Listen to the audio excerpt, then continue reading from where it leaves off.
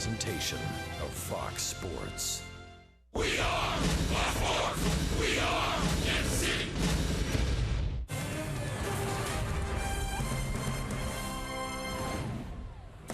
It's a beautiful afternoon in Seattle, Washington. Nearby is Pikes Market, but over at Safeco Field, the Royals and Mariners are getting ready to play the final game of this three-game series. And Royals baseball is presented all season long by Academy Sports and Outdoors. Right stuff, low price, every day. Hi, everybody. Steve Physiok, Rex Hudler with you. The Royals have had a heck of a time trying to steal a victory on this road trip. They are 0-5, but as Eric Hosmer said, there is no special magic, no special answer. You just have to keep grinding every single day. You better believe it, and grinding they've been doing. Now it's not a magic carpet ride. Just because the Royals came off of that tremendous mountaintop the last couple of seasons, there gives them no guarantees for this year. Hey, they had a winning month. That's all that matters. They are 12-11 in April. They turn the page now to the month of May. But when we come back, we'll take a look at some of the great plays in the month of April. That's next.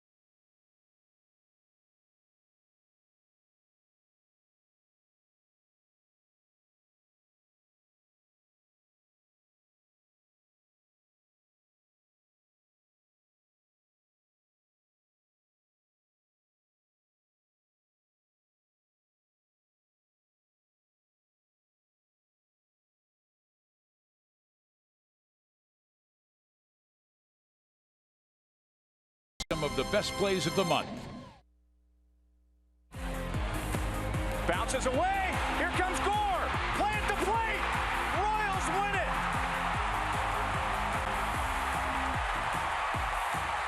Look at this guy. What is ball? It didn't give up. It's not afraid of that wall. He's got skills. And Machado takes off for third. Salvi's throw is in time. Shallow center. Kane coming in. Escobar! Chance for two. No way! Only in Kansas City. 3 strikeouts tonight. 4 would be unbelievable. Another one! Gordon on the run. Gordon still running. Reaches out. Does he make the catch? He does! The entire team is raising their cap to Alex Gordon. And that is crushed to center field.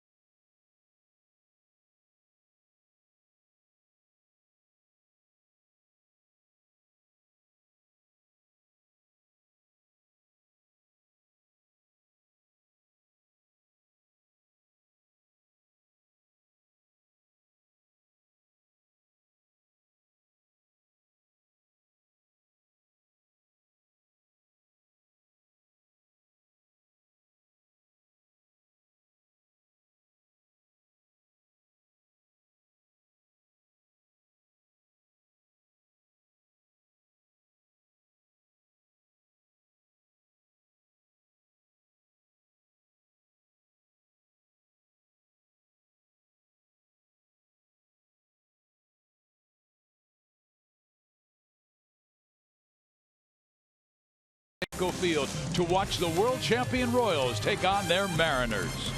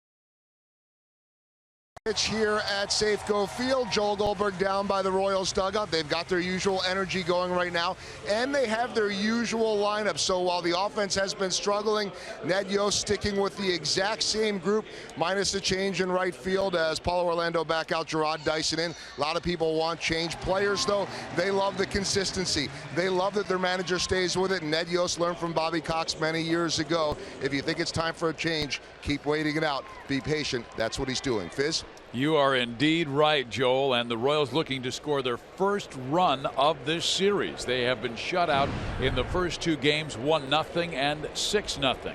And they'll face a pitcher who's been pretty stingy this year with a 1.44 ERA, Taijuan Walker. Yeah, I'll tell you, you look at his strikeouts to walk ratio, man, it's incredible. This guy, it won't be easy.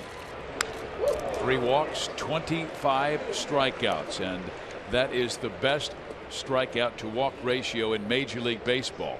And I love that first swing by Escobar. He was trying to ambush him. Forget about water in the garden in right field. Take him deep. This is going to be tough. This kid has a magical arm, man. He's got a 4-seam fastball, run anywhere from 94 to 98. He cuts the fastball. He's got a nice curve he's been confident with. He's using more, and he has a split finger changeup combination that's really good. Goes down. There's the curve. And it is popped up into shallow left field. Seth Smith moves over from right to left today as Nelson Cruz is in right. His last start was fantastic. Beat Houston 3-2 on Monday. And he only walked 1, struck out 11, including the last 6 batters he faced. Yeah, how about that? You see that kind of action there? He's got a lot of Yordano Ventura in his fastball, curveball. He's an aggressive type pitcher. Good athlete. He's going to use the high strike zone there with a 4-seamer up. He has that kind of velocity. And he is a former first-round pick, supplemental pick in 2010 out of Yucaipa High School. And that is a high school familiar to some Royals fans. That's where Mark Teahan went to school. And he has a 2-0 count to Mike Moustakas, who has had the most productive offense on this road trip. And the Royals are 0-5. He has hit a couple of home runs on this trip, both in Anaheim. Mike wearing the shades today with the bright sunshine here in the Pacific Northwest, and he goes for a bunt. Bunt's foul. Now it's a 2-2 count, and he has been the Honda most trusted player. 7 home runs, third most by a Royal since 2001. And he did not go more than 4 games without a home run, and this is his 4th game. Yeah, so he's due, but you know, I like that, even though it's very difficult to bunt a high fastball in the mid-90s like that. Get on base. Wait him out. I guarantee you, each at bat, a guy's going to get a good fastball to hit. The key, don't miss him. Just try to stay in the strike zone. He punches that one to the second baseman, and it's Robinson Cano to throw him out. Or is that?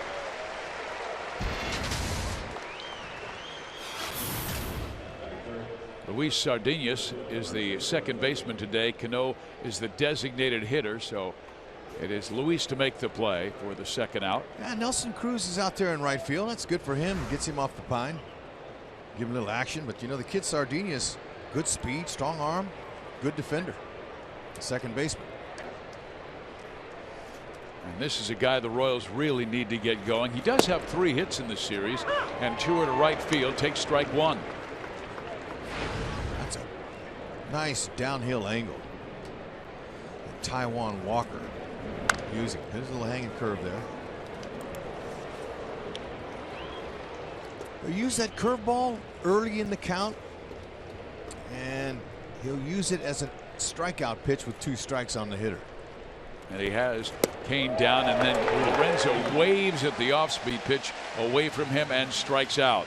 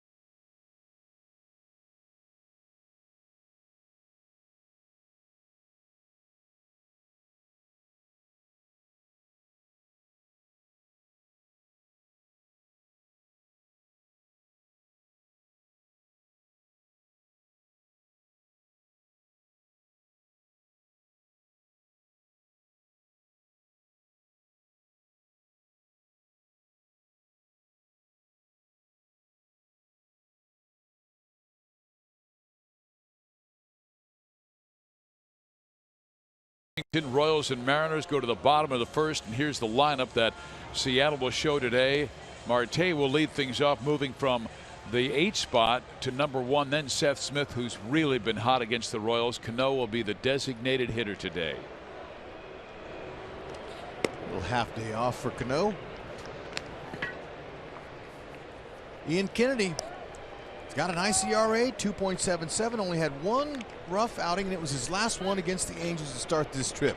Time to turn it around. He's got 4 nice pitches. If he can command those pitches on the 4 quadrants of the strike zone, he should be okay. Has a nice fastball, sneaky, averages about 91 miles an hour. He might top out at 93. Curve, slider, change, and a cutter. There were a lot of pitches in that first inning. Gave up 3 runs in the first to the Angels at the Big A. Marte batting .278 on the year. He's a speed guy, and that's why Moustakas in at third base. Hosmer back at first. Strike, 1-1. You'll see that nice little 2-seam action, and he uses his fastball, and then the secondary pitches look better. Pulls it to the right side. Infante is there, and 1 out. Was Seth Smith the last couple of days home runs, and he homered in the first pitch from Giordano Ventura yesterday. This was the Medlin home run that he gave up in the 1-0 Seattle victory in Game 1 of this series.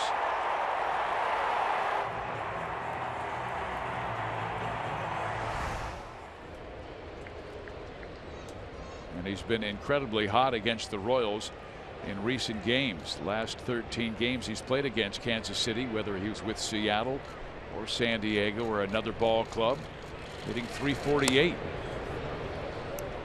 He likes to turn and burn. He's a pull hitter. And these are our Kubota stats on Seth Smith. .348 numbers against the Royals, with a couple of home runs both in this series. That's where you want to get him. He'll hit the ball to the opposite field, but not with authority like he does when he pulls it. He's got 24 at-bats in his career against Kennedy. 7 for 24 with 1 homer.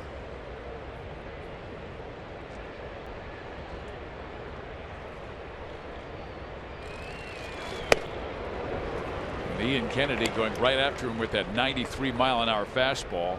Remember, in his last outing, Fizz, the Angels, there was some weird plays, and he couldn't get his rhythm from the very start. Now I like to see him being aggressive with the fastball, getting back there with that pitch. That sets up everything else.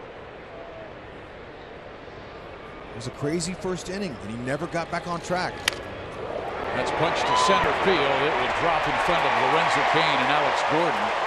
And there's 1 on with 1 out. You're right, Rex, because the Angels loaded the bases, had nobody out. Albert Pujols then hit a comebacker to Kennedy, and he dropped the ball, or he would have had a 1-2-3 double play, and that really changed the inning. Sure did. And he's trying to establish that fastball right away. He made a good pitch to Seth Smith, who was able to muscle it and bloop it into center field, and now Cano, the DH, who is 0 for 8 in this series. It's his first start at the DH position all year, where he's hit .252 in his career as a designated hitter. And he's usually above 300, but he likes to play the field. An all-star with the Yankees. Had a rough beginning with Seattle last year and wound up hitting .287 because of a strong second half. DH is no fun, Fizz. Especially when you're over. That's all you got to think about. Right. You can't help the team on the other side of the ball.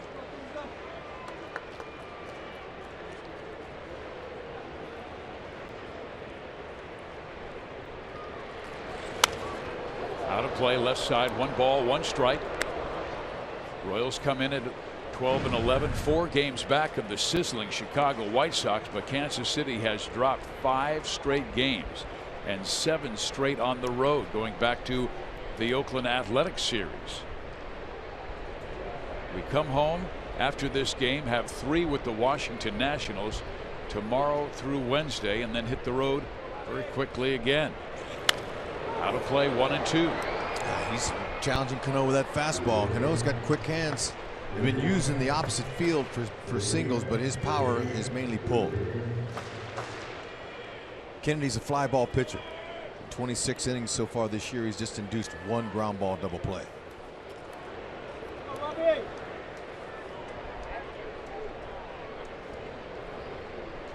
He's tied with Josh Donaldson for the most home runs in the American League with 8. See if he can get that changeup working.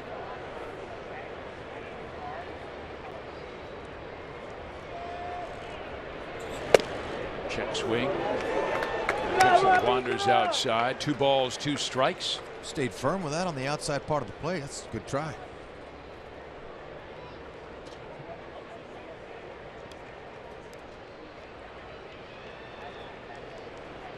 Seth Smith over there at first base not going anywhere.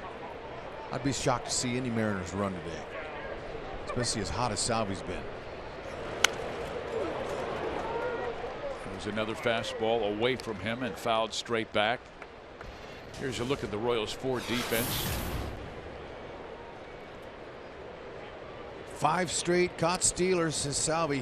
He's nailing them, gunning them down. Dyson out there again. Kane, Gordon, Haas, Moose. Defense has not been an issue, but Kennedy coming to like that defense, pitching with the defense behind him like that. Well, Ian, with a real battle with Robinson. Cano is fouling off all of his fastballs, all of his off-speed pitches. Yeah, but I don't think he's throwing him a changeup yet. So he's holding that back. Lots of times, first time through the order, a starting pitcher's not going to show you all of his pitches if he doesn't have to. Mariners have been hot. They've won 11 of their last 15 games after starting the year just 2-6.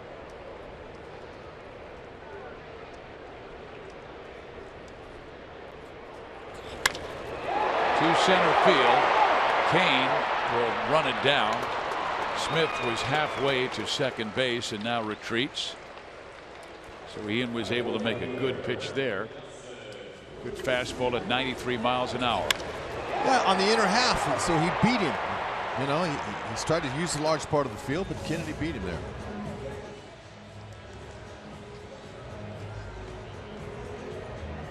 Now Nelson Cruz and the Royals have been able to keep him quiet as far as offensively hitting the baseball, but yesterday he was on base 4 times with a couple of walks and also hit by a pitch twice, and once with the bases loaded that drove in a run. Well, he knows he's going to get pitched inside. You can't let this guy get too comfortable. Great spot right there. That's nice. Keep it there. Just got to bust him in. Now, when he plays right field, he's only batting 170. As a designated hitter, almost 380.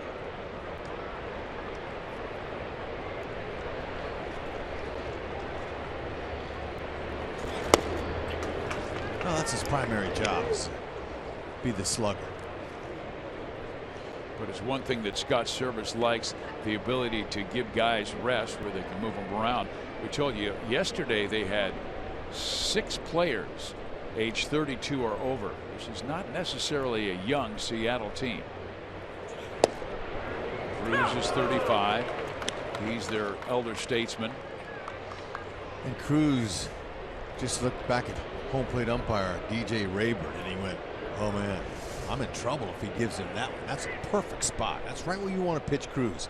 Any mistakes on the inner half could be 2-0. And Ian may go back there. I'll try to jam him in. Looked like it may have been a couple of inches off the plate, but he got the call. Coming down and in. Ooh. Good pitch though. Got away with one. But he got it in enough. And it was down. Didn't get it the sweet part of the bat on the ball. Right. That's right where Salvi wanted it. Now that sets him up for the one away again. I thought he might go back out there because he got the call from the umpire. Yeah, well, you know, you just watch Salvi. He's the quarterback back there. He's going to straddle the outside part. And you just hope that ball doesn't drift back over the middle like that one did there. Did you see Ian? He kind of threw up his arms like, oh man, I got away with one there. Yeah.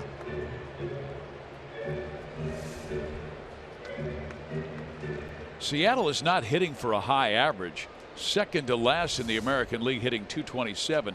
But they are 5th in runs scored because they have a lot of home runs, 32, and they have walked a lot this year. Matter of fact, the Royal pitchers walked them 8 times yesterday.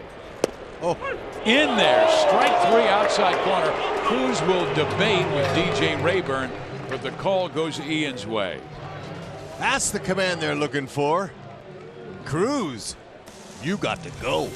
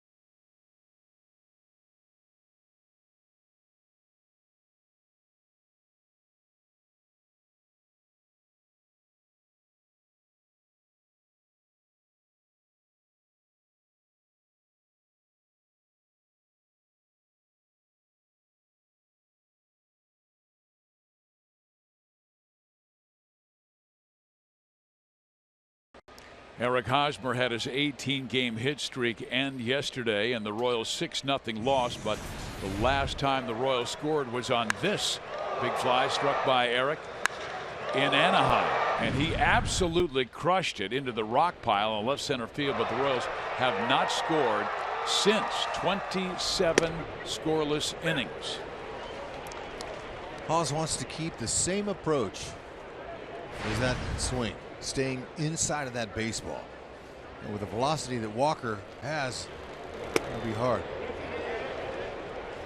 It's hard because you don't want to jump out and try to pull that. He'll get you with his off-speed stuff. He tried to check his swing, could not, and the count goes to 0-2. Walker has now struck out 26 batters this year and walked only 3. Struck out Kane to end the first, and now teases Hosmer upstairs with the fastball. Yeah, and you know, every pitcher that has that kind of velocity uses that as his strikeout pitch. Now watch out for the curve. He's got a pretty good curve. He's been very confident with it so far early this season. Oh, he came back with that fastball at 93. Also, that split change that he's got has been devastating. You know, opponents only 2 for 25 against that split change. He's got weapons. That foul. Let's go try there. Haas recognized the break on the pitch. He's tried to go the other way with it. Anything to kind of, you know, get on base. Royals looking for a big hit, no question about it. They got to get it. They got to take him deep. Somebody's got to get it. Well, he went way high with that offering, and that was that cut fastball that has been a new pitch that he added in 2013. Yeah, and you know, Walker's only given up 1 home run. It was to a left-handed batter. Lefty's only batting 167. Out of play, left side. It'll stay 3 balls, 2 strikes. Mariners at 13-10. Just a half game back of Texas for first place in the American League West. And there is strike 3 called. Hosmer thought it was inside, but DJ Rayburn was giving that corner against a right-handed batter to end that last inning. It's that 2-seam movement. When he lets go of it, it looks like it's going to be a half a foot inside. Very tough pitch for a left-hander to lay off of, especially with 2 strikes.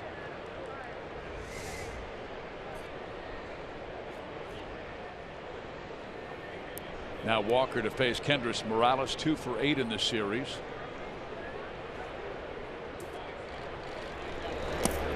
Morales spent 2 years with Seattle, 1 full season and then 1 split season after he signed with Minnesota and then traded back to Seattle and finished the last 3 months of that season in 2014.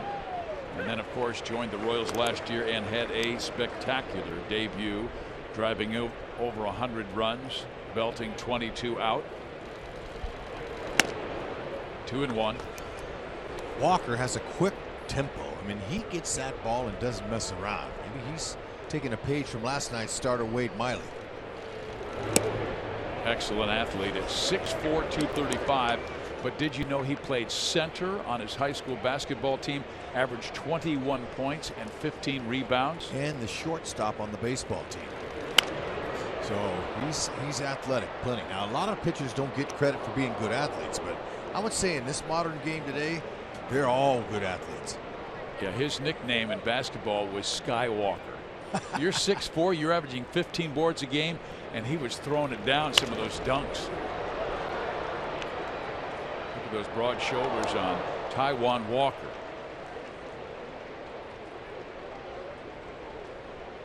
Strong lad. You know, when he came up a couple years ago, they compared him with Dwight Gooden. Well, I don't know if that's fair to the kid or not, but Dwight Gooden had that kind of stuff when he was 19. Yeah, you still tell me that Dwight Gooden was the best pitcher you ever faced. Oh, toughest to square up, because man, you couldn't see his 98-mile-an-hour fastball, and he had a yacker. Man, that curve was just fell off the table. Good split finger there. That's what that pitch is designed to do. Stay underneath the bats. And that was a hard split he had. Hit it 90 miles an hour. Almost looked a little like a faster Iwakuma. That ball is lined sharply to right, but right at Nelson Cruz, and there's 2 out. Man, right at him. Good at bat though by Morales. He gets under that 1/4 of an inch, Fizz. It's 1-0. Oh, just was all over the backside of that baseball.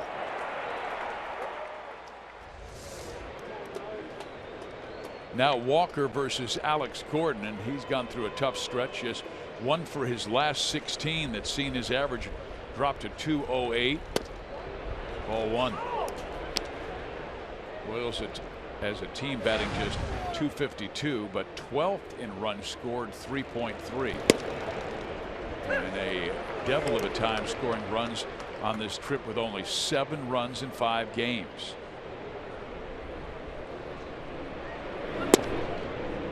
Two and 1.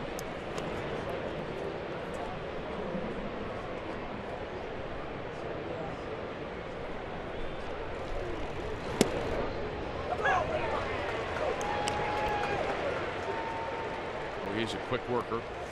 Yeah, and like these guys make it look so easy. I mean, it's difficult. Alex Gordon going through a tough time right now. He's trying to battle and keep scrapping and clawing. Just like a lot of people do when they go to work each day. Some places you work, the workplace is great. Some it's not so good, but still you got to show up and battle and continue to ouch. Got him on a cutter. And that's the second time in the last 2 games that Alex has been hit. So the Royals have their first base runner. And the Royals clubhouse, quite frankly, Hud, as we see Gordon get clipped just above the knee, they've been fantastic. Raul Ibanez was here yesterday, and Joel Goldberg, he'll tell us that story where Raul came in, the clubhouse really felt fantastic. There's a lot of laughter, a lot of joy in that clubhouse. This is a confident team. They know this is just part of the process. You just keep battling through it. And there is Salvador Perez with a blue base hit to right center, and Gordon read the play very well and makes it all the way to third. There you go. There's a remedy.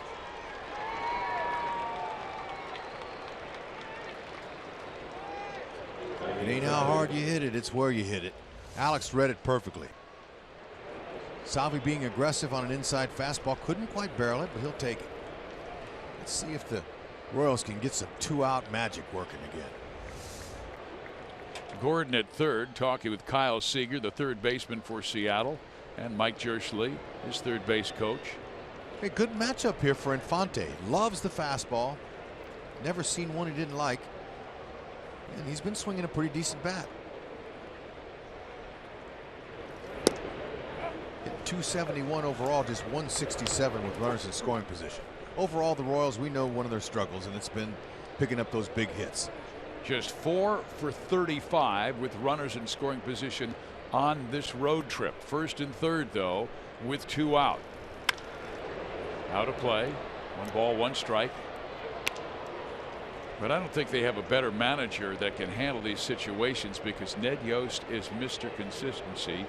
And he said it's no fun when you're going through it, but you look to wake up tomorrow and just start a good streak.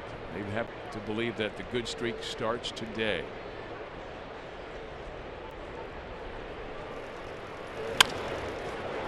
Into center field, shallow. It drops for a hit, and Gordon will score Salvador to third. Yeah, there it is. The Royals scored a run. 2 bloops. And a doinker. That's how you get out of it, Fizz. Absolutely. Yeah, brought that man to his feet. 27 innings, and finally they got a run. Look at that. Perfect. I like the matchup. You know, Infante, even though he didn't just barrel it up, he doinked it perfectly right in that Bermuda Triangle area. Leonis Martin, who made that tremendous catch in the Salvador Perez drive in game 1 and robbed Perez of a game-tying double, this time broke back Hud on the swing by Infante and then came in and got there a little late. Okay, now watch out. Everything happens with 2. Gerard Dyson right into the ballpark with him today, Fizz. He said, I'm going to stay short with my swing. I'm going to let him provide the pop, and I'm going to get him. That was what he told me. So let's see if he's got a chance to right here. And he wanted to talk baseball, and you wanted to talk music, because there's a young lady from his hometown who's doing quite well in the music industry. That's right. You know, if you're an American Idol fan, heck, Portia, that was her name, I think. She was the runner-up, and she's from Dyson's hometown. And I asked him about her, and he said, yeah, we're proud of it. You know, anybody that makes it from my hometown, we lift them up. Well, they had a celebration for Dyson in his hometown after the Royals won that World Series, and renamed a street after Gerard Dyson. Foul back. Yeah, he wants to try to stay off of that one, though. That's tough to square up. He brings a great energy, enthusiasm in that clubhouse. Good to see him back and healthy after missing the first 12 games with a right oblique injury. Perez at third, Infante at first. A chopper to the shortstop.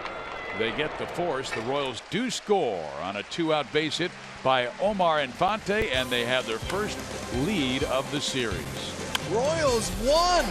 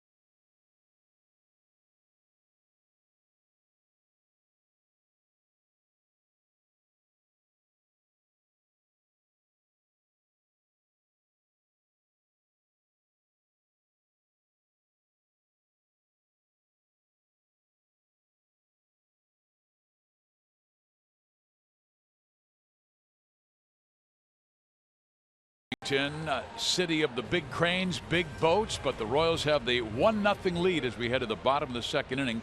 And here is our Kia in the driver's seat. Boy, the M's have played some good baseball, winning 11 of their last 15 after starting the year 2-6. They've homered in 9 straight games.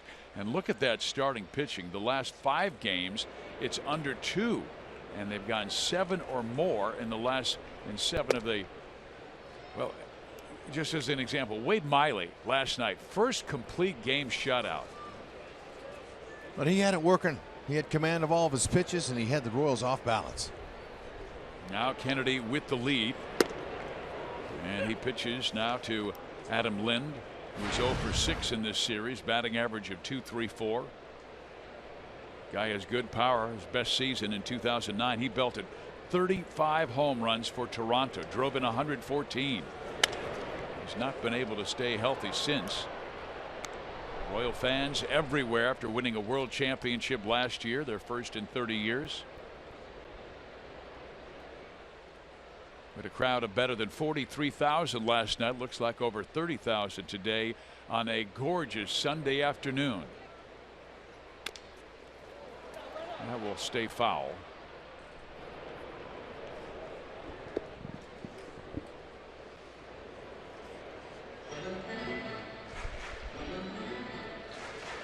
Looks like Ian has better command than he had in that last start. On Monday, losing to the Angels 6-1. Giordano Ventura said he could not command anything last night, just did not feel comfortable on the hill. It only went 4+. That was by design, and now a 2-2 count to Adam. Hitters don't have too much trouble seeing that one. It's right at our eye level. Now he dropped the hook on him. Oh, stayed up there. Good pitch. Boy, he's been able to use that four-seam fastball up so well. At 93, he gets his second strikeout of the day. And you know, a majority of his strikeouts have all come on that pitch. Now 20 of 25 have come on that fastball. He was able to get Cruz looking to end the first, and now Lind swinging to begin the second. Here's Seager. Belted a 3-run shot in the first inning yesterday.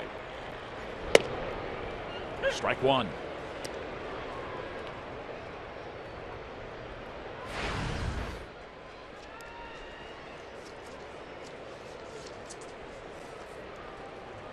I remember seeing Kennedy that fabulous year he had in 2011. You talk about a guy who was so pinpoint with his fastball, both sides of the plate, down, and when by design he'd work up, and he got a lot of strikeouts that year, 198. Yeah, and you had the lower quadrant of that strike zone. That's all 4 quadrants. Good pitchers use that whole area around the plate. Try to stay out of the middle.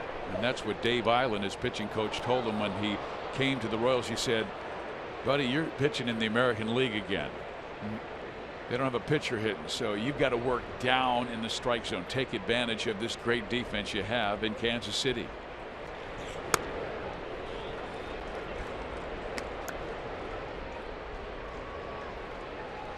You know, take for example that game on the 20th of April against Detroit. He lost 3-2, went 6 1/3.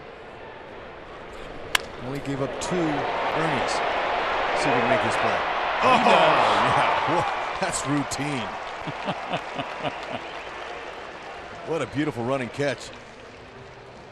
He gets such great jumps. Right, and Seager, you know, the nerve Seager has to look at Alex like that, because Seager robs a lot of hits too. But he was looking at Gordon saying, how dare you? Oh, you got to break right on contact, take a perfect route to make that play. And he's the best.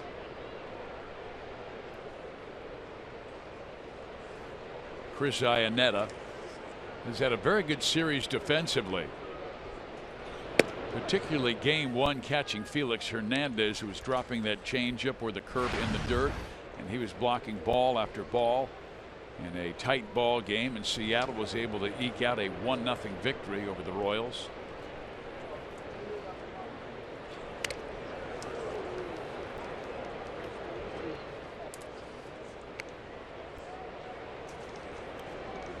foul ball struck off Salvador. Ooh. Right rib cage and then bicep.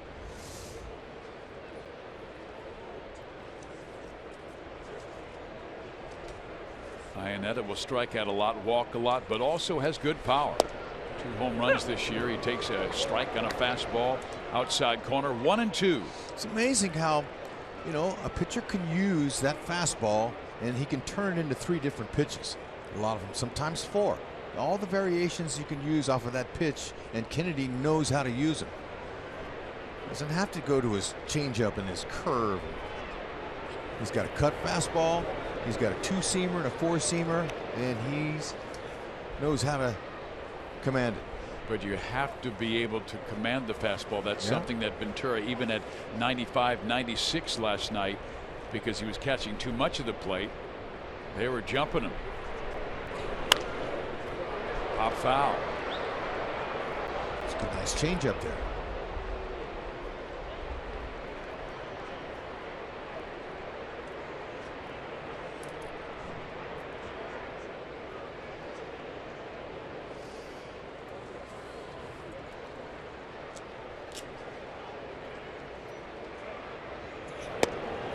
Outside corner, perfectly located by Ian Kennedy. 3 strikeouts on the day. Here on May 1st, they're playing volleyball, even though it's a cool morning.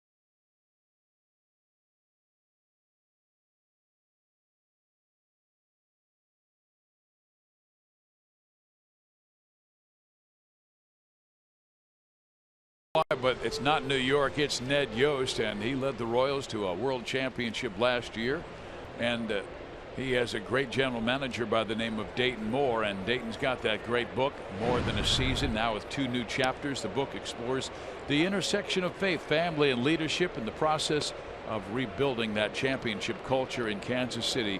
And as you know, fans, 100% of the proceeds go to a great organization for kids. See you in the major leagues.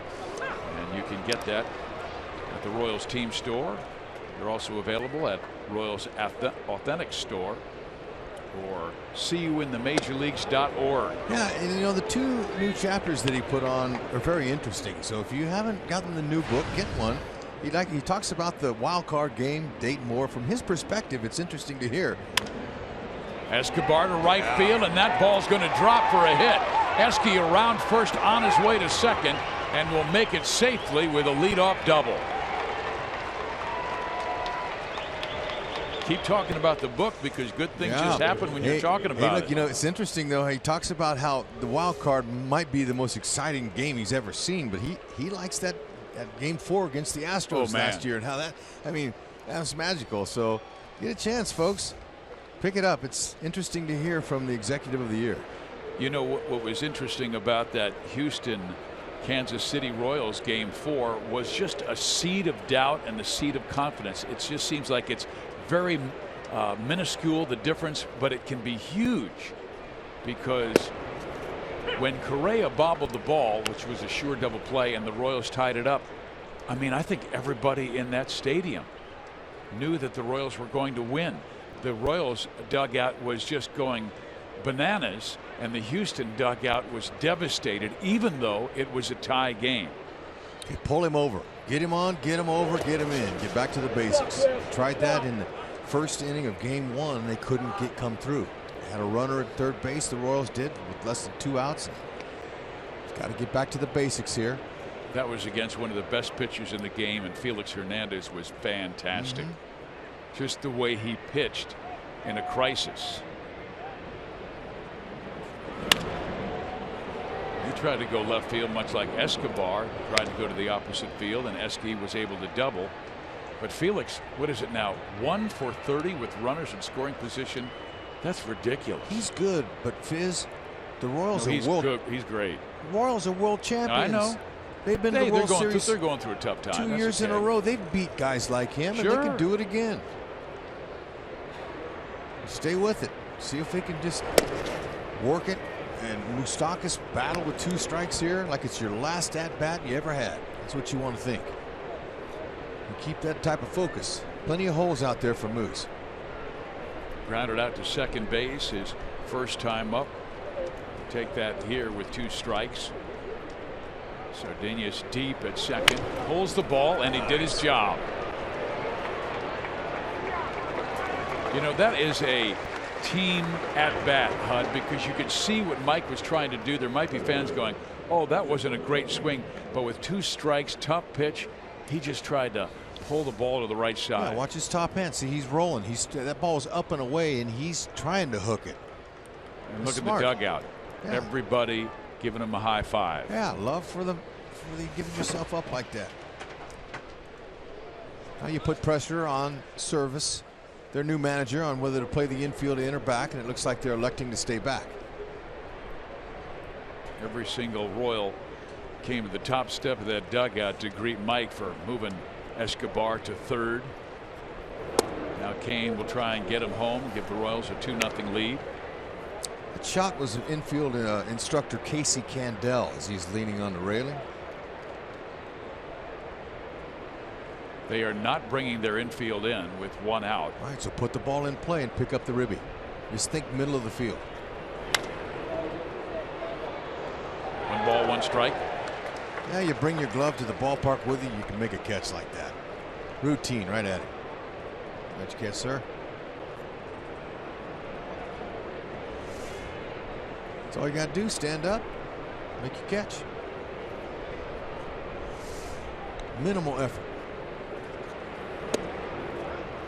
2-1.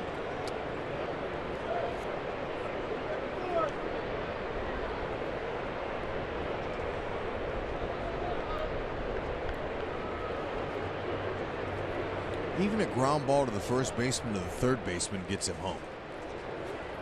They're all playing back. Just missed inside. 3 balls, 1 strike.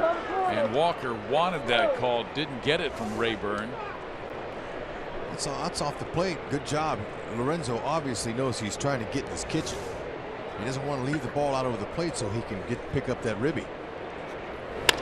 And then it goes up the middle, base hit. Royals take a 2-0 lead on Kane's 9th RBI this year. And listen to the Royals fans that are here. You can hear them. I got a ride home from the ballpark last night from some Seattle Mariners fans, and they were blown away by the Royals and their fans here in this ballpark. But there it is. Stayed inside with his hands. You know, Walker was trying to pound him in, but Lorenzo Cain knew the situation. Stay in the middle of the field, and he did it. Now Eric Hosmer struck out looking on a nasty 2-seam fastball that looked like it was going to be inside and then snapped back over the inside corner. Cain a threat to go. The Royals pushing the envelope a little bit. They have 18 steals this year, and they've been running on this trip because of their inability to come through in the clutch, and so trying to create things.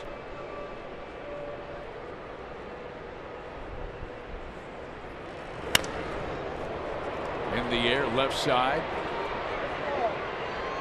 Smith there to make the catch. Kane back at first base.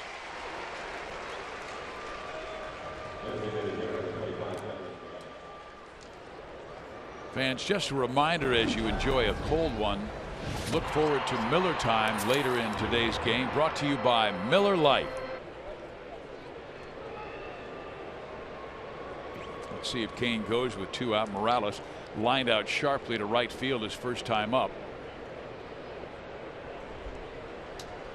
Dialing 8. Well, you know what? He had a good at bat last time up. He did. He squared it up.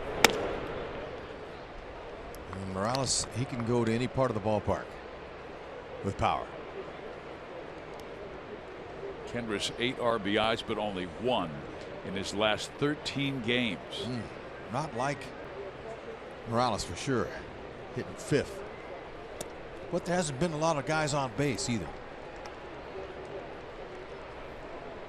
Walker falling behind. He was in front of just about every single batter he faced in that 3-2 victory over Houston on Monday. Gave up 1 run in 7 innings, struck out 11. And that ball is roped and taken care of by Sardinhas. Poor Morales has 2 smashes to start this game, but is 0 for 2. But the Royals get another run and take a 2-0 lead.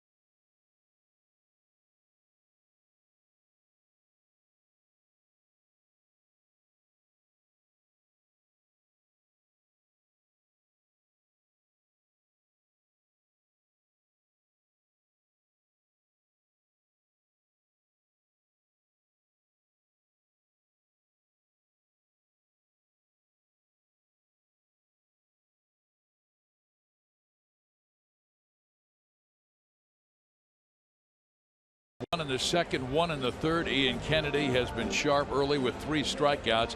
And here's our Cricket Wireless, something to smile about. How about some runs after 27 straight innings without scoring? Yeah, how about going soft on him? Drop him in there. 3rd inning, go ahead.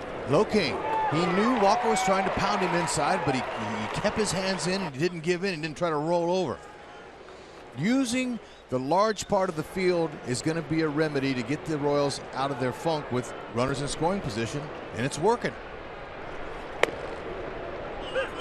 Now Martin showing bunt, pulling it back, but taking a strike.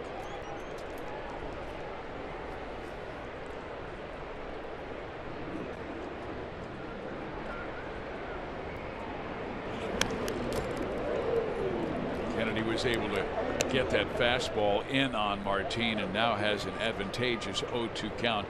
He has struck out 3 and 2 of them looking.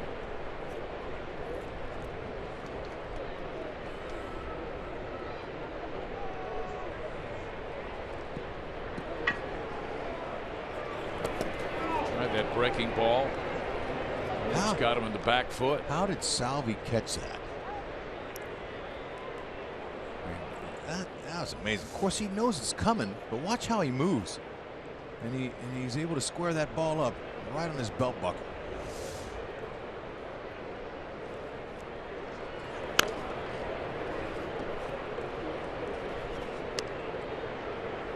Day like today, it's great to be a player, Fizz. That's the best place to be. You're out there, you're focused, you're watching the pitch, you got to get a good jump. The ball comes at you in a high rate of speed. Packed house, people watching you play, you love it. And then Ian Kennedy goes away with that fastball and has a little tail to it. And Martin cannot catch up. That's 4 strikeouts for Ian already. Yeah, I just love how he's commanding his fastball. And we talked about how last game was so different because the first inning threw him off. He never could get settled. But now he's got a lead, and he's doing what he does best. Commanding the fastball right where he wants it.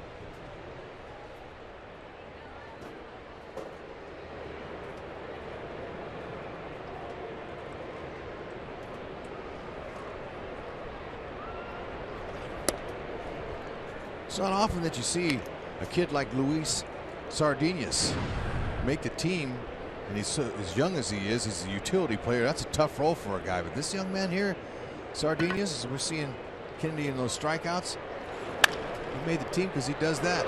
Escobar backhands, flips, got him, 2 out.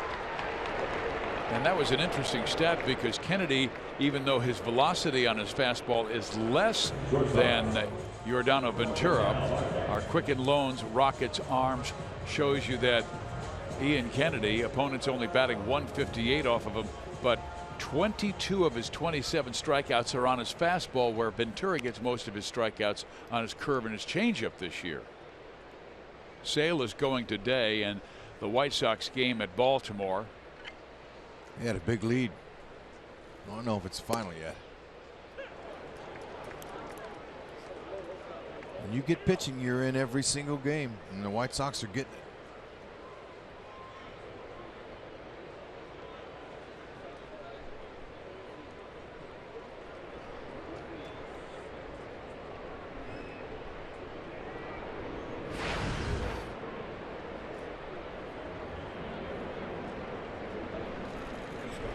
Out for Marte.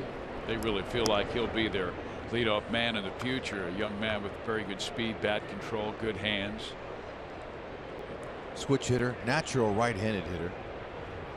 The Royals kind of cooled him off.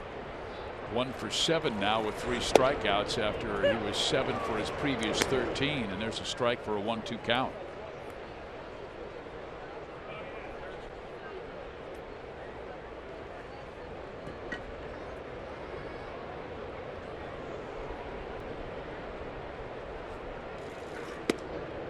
Just does miss inside. Boy, you get the feeling that Ian knows I can throw my fastball wherever I want to. That's right. That's the kind of command that he possesses.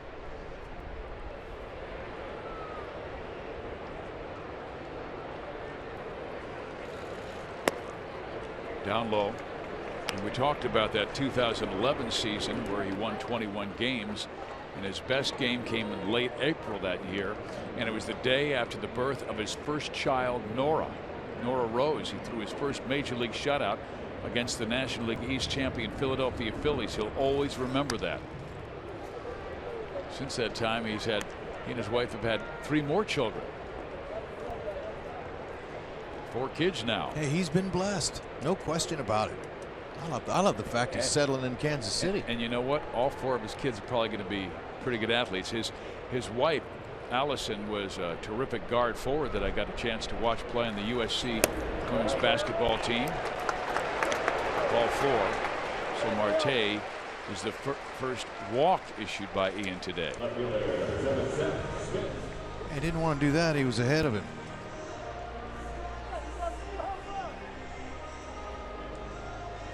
Marte, he's a hacker. That's just his 4th walk.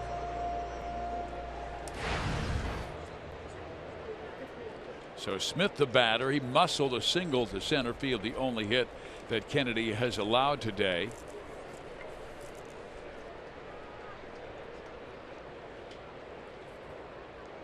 Seth now 4 for 8 in this series, including 2 home runs.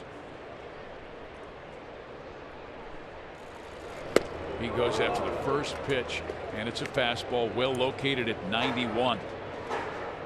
We saw Smith ambush Giordano Ventura last night on the first pitch. So he's a first pitch fastball looking guy.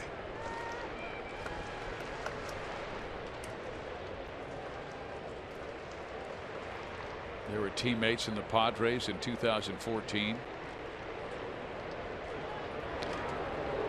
Marte just does dive back safely. Not only does Kennedy have a good move, but he's pretty quick home, and of course he's working with Perez. Yeah, so if you're Scott Service manager over there, you're thinking twice if you're going to put the steal sign on. With the hot hitter Smith, who's 4 for 8 in this series. Right. Fouled back 0-2. But there are times with 2 strikes a manager will have his guy go. Well, if he throws him a high fastball, he likes to elevate.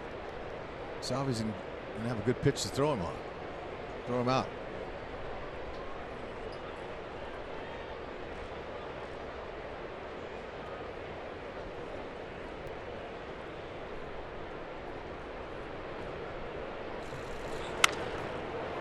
Popped him up. Foul territory. Moustakas racing over, battling that sun, but gets there in time to make the catch.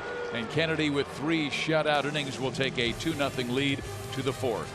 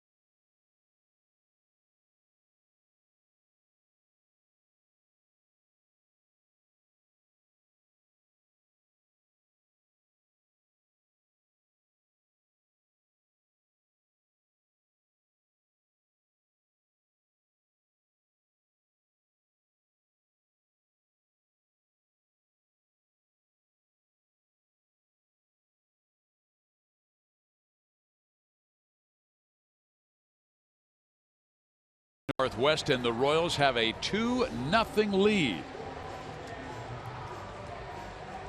Ooh. A few guys struggling in Major League Baseball right now. One of them is Justin Upton of the Detroit Tigers, and the Tigers are in 2nd place, 3 games back of the Chicago White Sox. He has 38 strikeouts in only 95 at bats this year. Abreu hitting .229, but the Sox in 1st place. Toronto, there's another good team that is off to a crummy start. They're 11-14. Yeah, but you know what? Some of the best players in the league have rough starts. So, sure. It's a tough game, especially when you're getting this kind of pitching. And this time of year, let's not forget the pitching's usually ahead of the hitters. And the Blue Jays, of course, faced the Royals in the American League Championship Series last year. KC eliminated them and then went on to beat the New York Mets.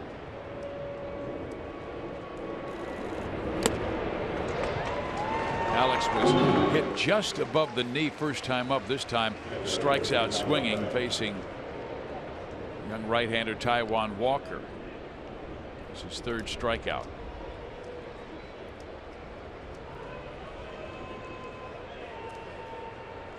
Alex Gordon, Chris Young, and the guy at the plate, Salvador Perez, they really provided a lot of help for the Royals Urban Youth Academy, and Major League Baseball Commissioner Rob Manfred said the Royals Youth Academy is a model for everybody else in baseball.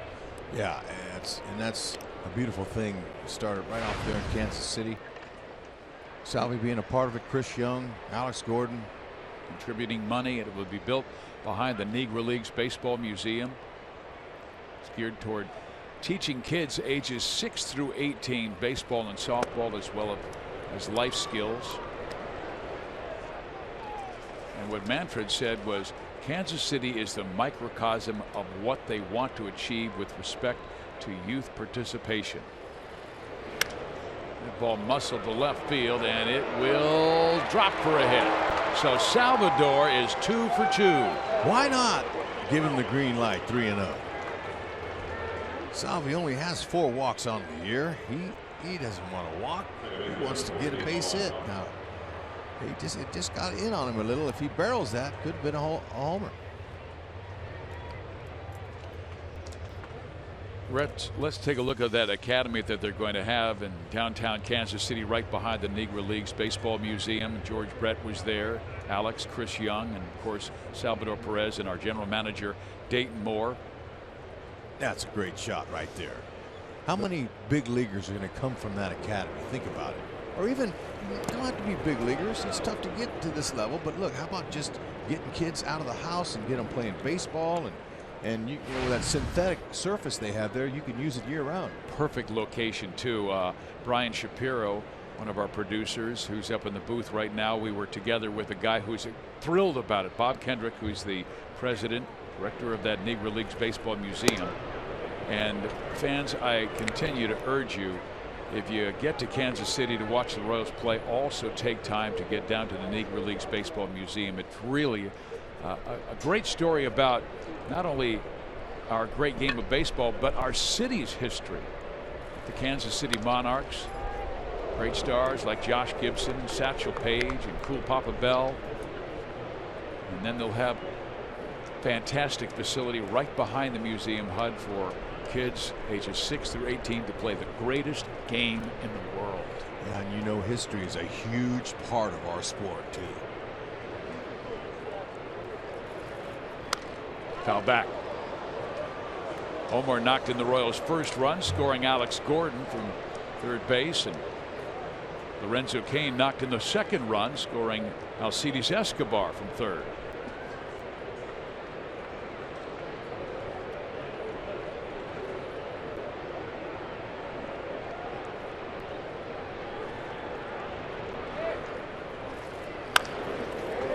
Slow roller to Marte, gets to the second base.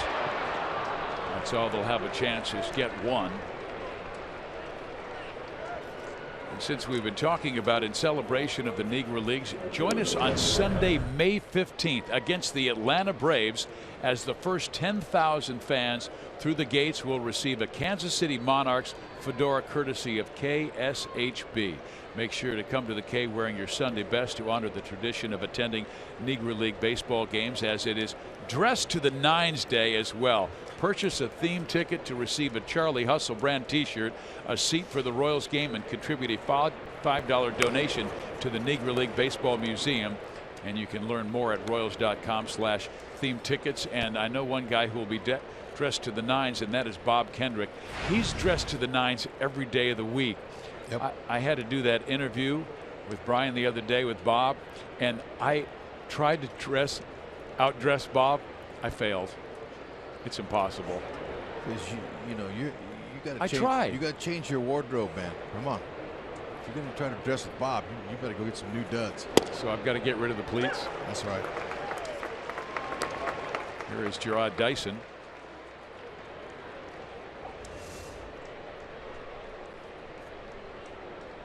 It's a tough pitch there to get around on.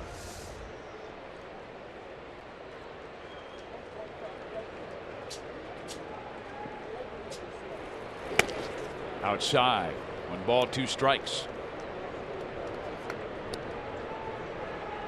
Walker has thrown a lot of pitches.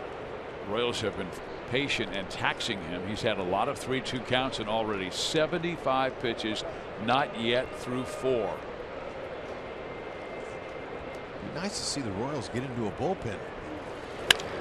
Hit sharply, bobbled by the second baseman Sardinius, able to get it to Marte in time. Royals do not score, but they take a 2-0 lead to the bottom of the fourth.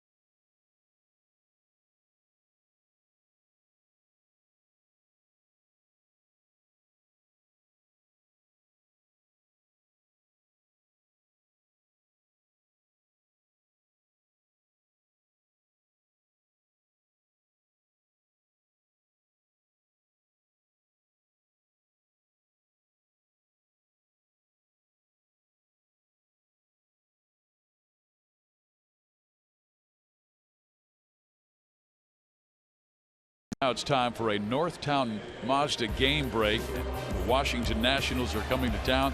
That means star Bryce Harper.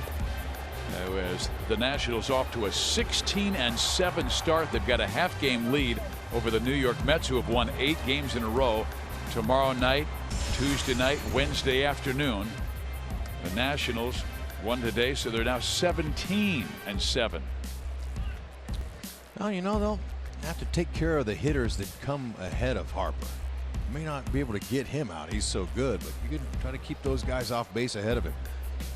It'll be Gio Gonzalez tomorrow night at 7:15. Tanner Roark at 7:15 on Tuesday against Chris Young, and then Wednesday afternoon Steven Strasburg against Chris Medlin. Pretty good games. Here is Robbie Cano, and he swings and misses for strike one. Cano now 0 for 9 in this series. He hit the ball pretty sharply, but run down by Kane his first time up. A bloop towards left. Moustakas sprinting out, won't get there.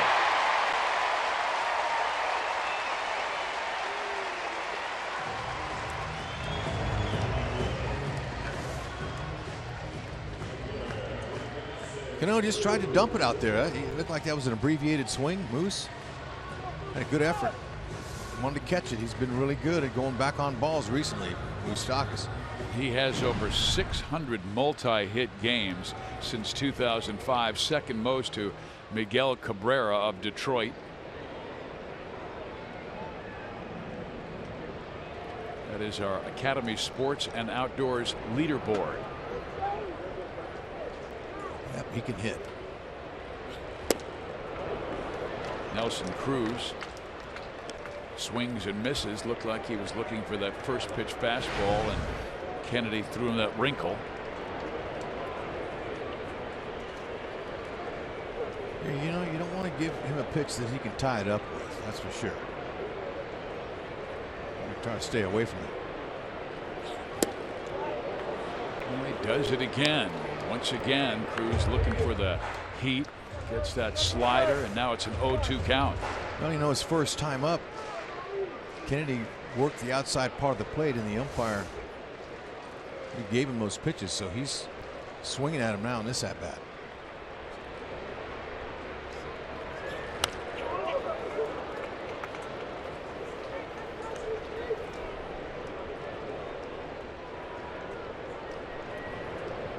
Second time that he's facing Nelson and changing up on him a little bit with the fastballs first at bat. And as you talked about, struck him out looking, now going with the breaking ball.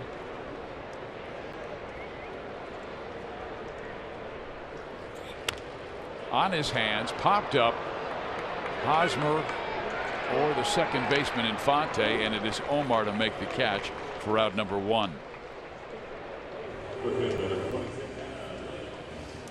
Omar's wearing the sunglasses on the back of his hat when he needed them on the front. Well, you know what? He's a veteran player, and if he feels like he needs to put those shades on his eyes, he would. But he knows what he's doing. When do you think the shades were first used in Major League Baseball? Well, I remember him coming in around 1990. Because I remember you telling me you came over to the New York Yankees, obviously in the early 80s, and Billy Martin was the manager at that time, and boy, he chewed you out for not getting the right angle on pop-ups. Well, and you know, then we had the conventional flip-down sunglasses where you would, and I didn't have them on. That was a big mistake. I dropped a ball and he let me have it. He said, "Hey kid, in the old days we didn't have glasses. You just turn your body, a lot like we watch Alex Gordon do. You turn your body and you look out the other way." Omar Vizquel did it a lot. You know, you just completely turn your body away from the sun. You catch it from another angle. But I remember when the glasses like Infante has, when those came out, man, that made a big difference. Wow, you know, it cut the glare. And you didn't have to squint as much, because you know when you squint out there all day, it takes energy away from your body. And so just the fact that you don't have to squint make a big difference. Fouled out of play. Now when it comes to hitting with them, like you see Lind, some hitters don't like looking across the bridge of their nose because the little divider in the glasses, it obstructs your vision. So some guys have a hard time with them, but they really help in the field and as a hitter. Huge advantage. Kennedy now with a 2-1 count to Adam Lind. And you usually went with the dark sunglasses, but I think it was the mid-1990s, some of the baseball players were going skeet shooters. They noticed they would wear the yellow or the amber lenses, and it would cut out the ultraviolet, and they started wearing those more. And as a matter of fact, Mark McGwire wore contact lenses that were of that amber. He said it helped him. Yeah, and they use those usually at twilight when it's tough to pick up the ball. Because during the day like this, a broad daylight, that amber is too much for your eyes. Eye black work. You see Moose has the eye black underneath him. Eye black, it deflects the glare from your eyeballs. Count 2 balls, 2 strikes. Man at first, tying run at the plate. Kennedy able to get that fastball up and in enough where Lynn couldn't do anything with it except foul it off.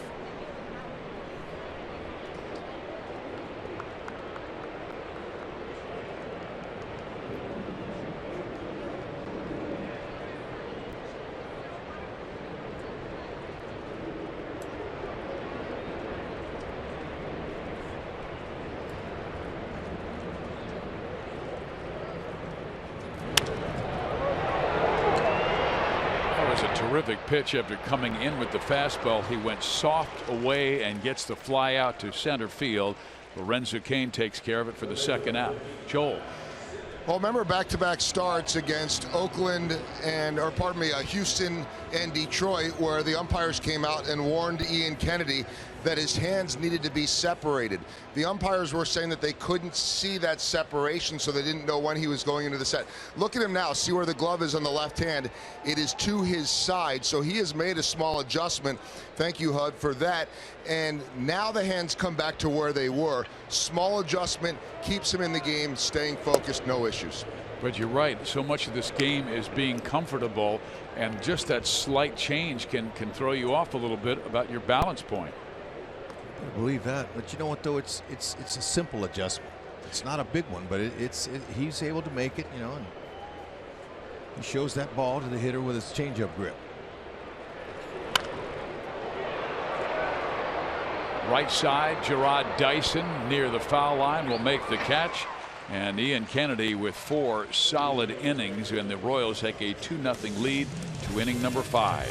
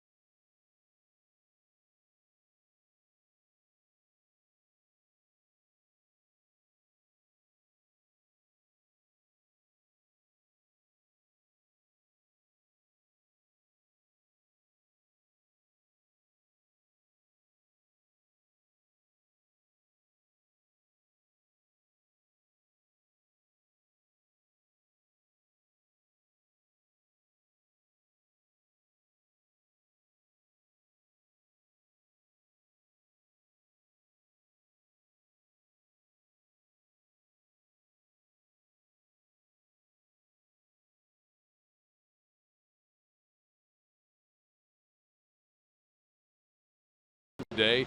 Royals trying to stay within 4 games of the front-running Sox.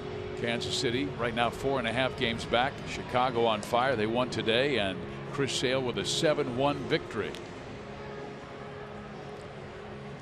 As we take a look at the University of Kansas Hospital injury report, Roberto Perez, good backup catcher for the Cleveland Indians, down for 15 days, and the Royals will face the Indians Friday through Sunday on the road.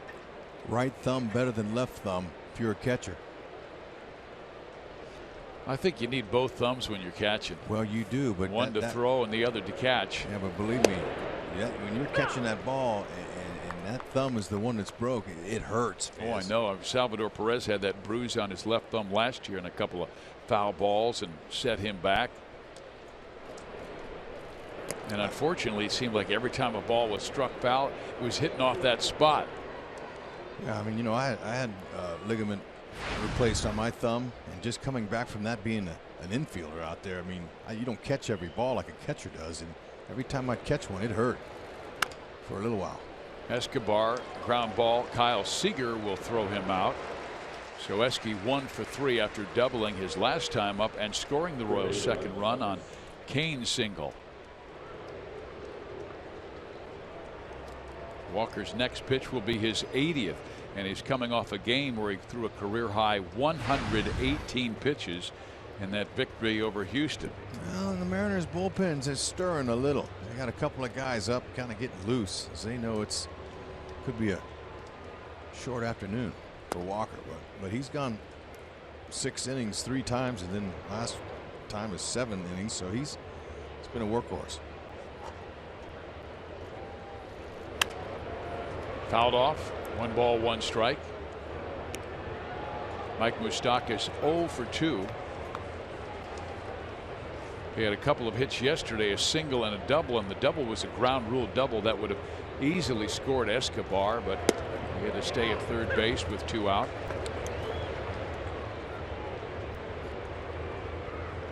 Walker able to drop that off-speed pitch in for a strike.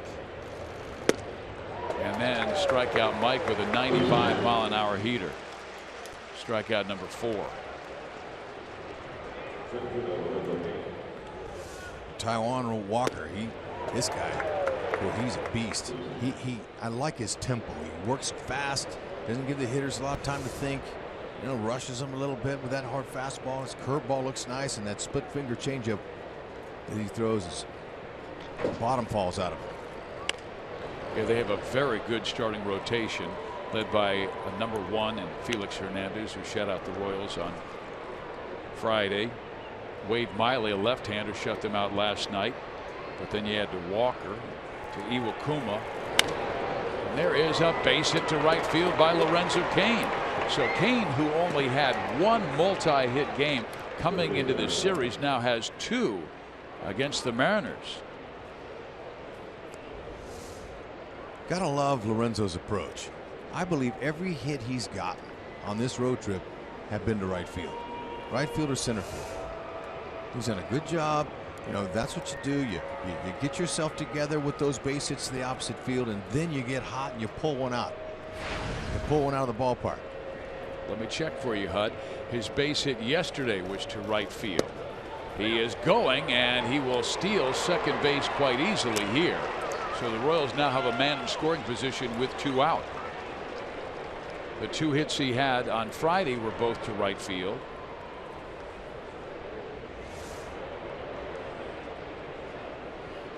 And the base hit that he had in the Tuesday game against the Angels also to right field. So you are correct, sir. And when he is at his best, and he'll tell you himself, is when he's focused right center. So he's staying right where he needs to be. Ripped off the bag. That's his 3rd steal of the year, and see if Haas can dump one in there.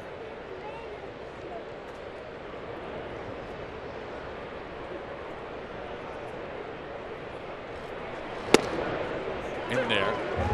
Fastball at 95 miles an hour. 1 and 2. Oz is not comfortable with it right there. He likes that off-speed pitches now. It seems like in this hitting streak he had been in that are out over the plate, and he goes the other way. And that was your Missouri Lottery Fox tracks.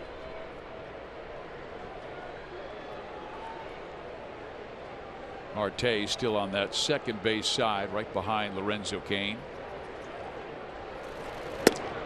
Tried to jam him inside, did not. 2-2. 2 for 4 today after going 0 for their previous 23. His trip averaging just over 1 run per game. Time to get greedy. Get some more.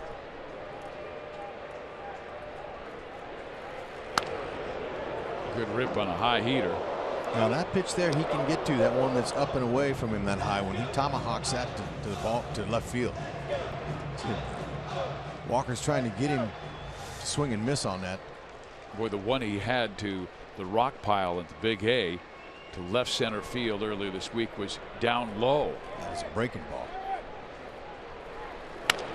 Sends that one to the opposite side. Marte with a high throw, and it gets away, scoring Cain. Hosmer to second base, and Marte with a huge mistake, and the Royals go in front 3-0. Yeah, I like the fact they're giving him a base hit on that. Yeah, hey, the Royals will take a break. Oh yeah, really. That would have been tough. Now Marte might have had an easier play at third base there, but he elects to go to first, and when he's way off balance like that, if you don't get on top of the ball, it will sail on you. That's exactly what he did. His arm was sidearm. and that's his 4th error this year, and this cost them a run. It's a single, and error on the shortstop, no RBI. Good swing by Morales, who's had a couple of good rips in this game, but has nothing to show for it. A line out to right, and then a smash to the second baseman, who basically is playing a strong safety rover spot in shallow right field. Sardinia's way out there. Yeah, Morales would stay with that same approach. Catch one. Now with 2 strikes is when he usually makes adjustments. Morales is really good at looking where the infielders are playing him, looking where the holes are.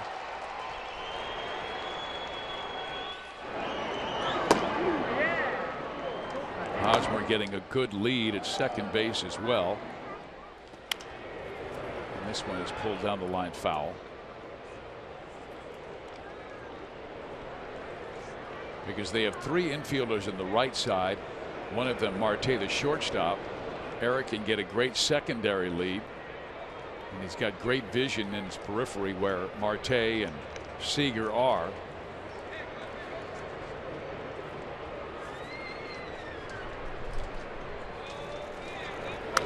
Now back. I know. He'd like to have that one back.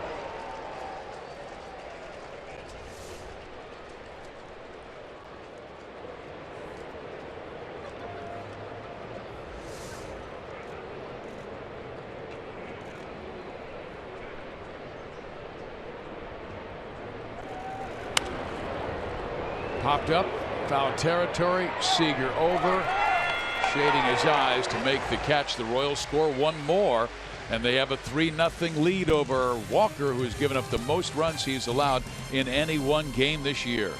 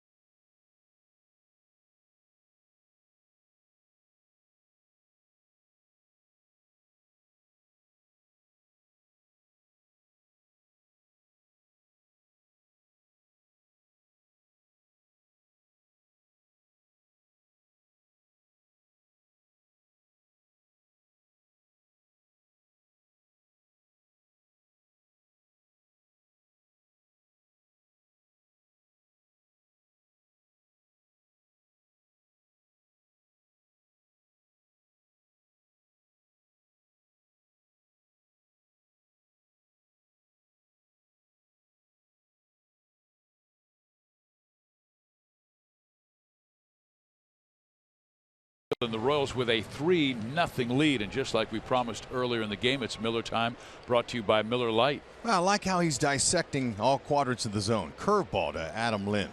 Okay, change up fastball, fastball away. Again, off the plate if he's going to swing it. Now he goes upstairs and got him out with a changeup. So he used one curveball, 2 changeups, and 4 fastballs. And he's got really good command this afternoon. Now, that 3-0 lead, that's good, but he's got to stay out of the middle still. 1 walk, 4 strikeouts, only 2 hits allowed, singles by Smith and Cano. And neither one was that well struck. Both of them blew base hits. Boy, the command of that fastball has been so excellent today. And quite frankly, the only time he didn't command the fastball well in any game this year was against the Angels. And he still battled and gave his team 6 innings. Gave up 3 in the first and only 2 after that.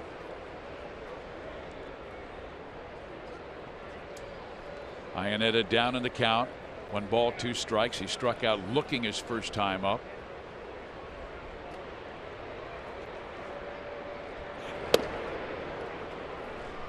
Shows him inside, and let's see if that sets up something away. He's gone more with the slider to the right-handers. Just throw a little bit of cutter on the outside. Ooh. Oh, man, just barely missed. That's a good spot. Iannetta, good eye, walked 9 times this year.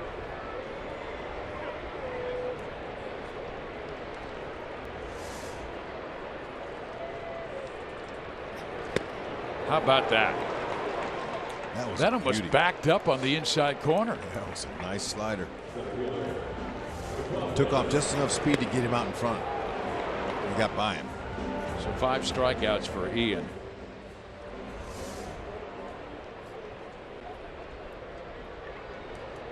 And I was telling this story the other day. Ian told me he does not throw a 2-seam fastball, that the last 2-seamer he threw was struck for a double.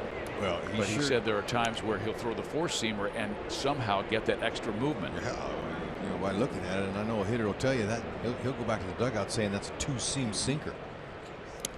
Jeff Montgomery was explaining it the other day, the way he would get the same kind of action on a 4-seamer, and he could not command the 2-seam fastball. And I think Ian just feels so much more confidence with the 4-seamer.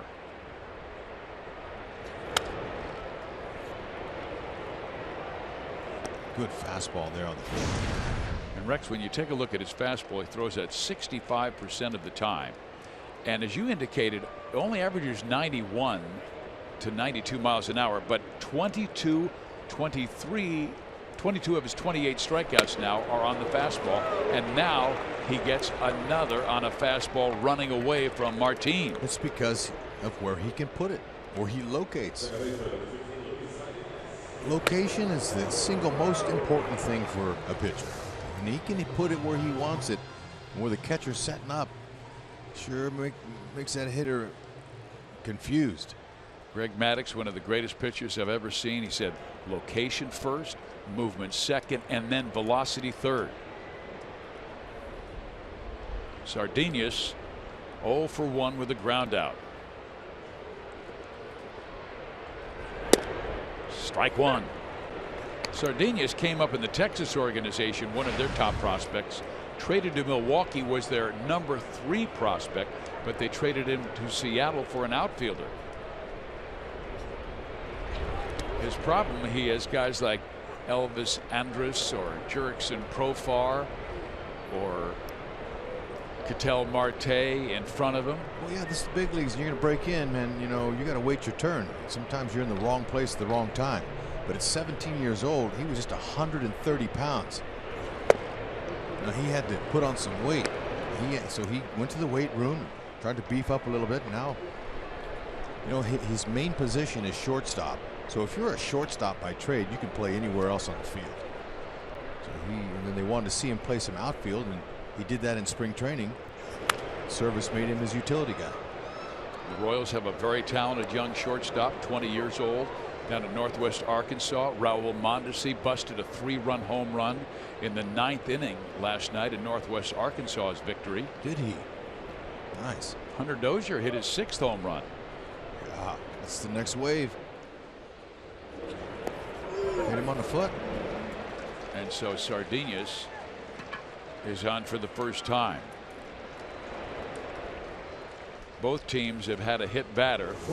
The Royals made the Mariners pay when Alex Gordon was able to come around and score, and that with 2 out as well. Man, right on his pinky toe of his right foot. That hurts. And that's the one that, you know, went wee all the way home. That's right. Something like that, but he ran it off on the way to first. Sorry, fans, I have 3 grandkids. It's okay.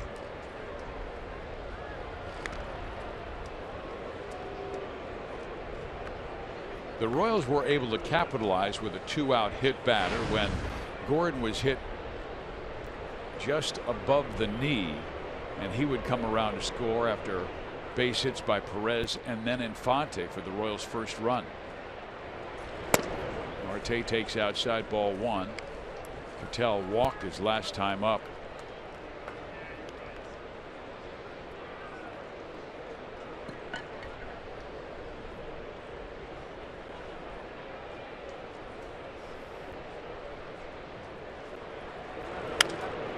Popped him up. Gordon there, near the line. That will do it. 5 shutout innings for Ian Kennedy. The Royals with a 3-0 lead here at Safeco. Nice.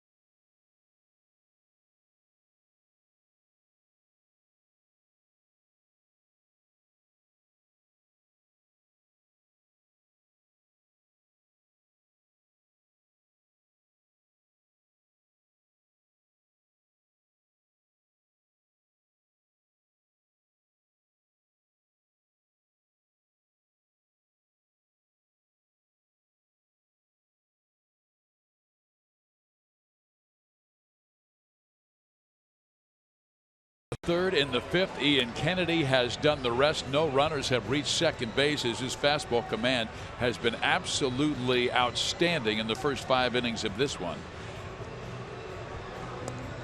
And the Royals coming through with runners in scoring position. Yeah, and getting a couple of runs early for Kennedy's helped him out to settle in and become the pitcher he can be. Now this ball was a great swing there by Lorenzo Cain, staying inside that ball. And then Ian Kennedy, the command is right where he wants it to be in the nick of time. They've got to have a starter step up and help them get out of this little losing streak and get them going good again. And he's doing it so far. Tony Zick is our new pitcher for the Seattle Mariners after they got Taijuan Walker out of there after 5, giving up 3 runs. He has a 3.27 ERA, and this guy might have the best velocity of any of their arms in the pen. He does have a good arm, but he's a little bit wild too. 8 walks too. In his 11 innings. Chevy call to the bullpen, Hud. Yeah, 8 walks, 11 innings. He's got that 90 to 97 fastball, slider, a little 2-seam runner, that fastball, so it moves. Well, the 6th inning is our Sonic Slam inning. Our contestant is Jim France from Kansas City, Missouri. If the Royals hit a home run in this inning, Jim will win $600. But if the Royals hit a grand slam, Jim, you get yourself 25 grand from Sonic and the Kansas City Royals. Well, here is Gordo. And Alex fouls off the first pitch from Tony for strike one.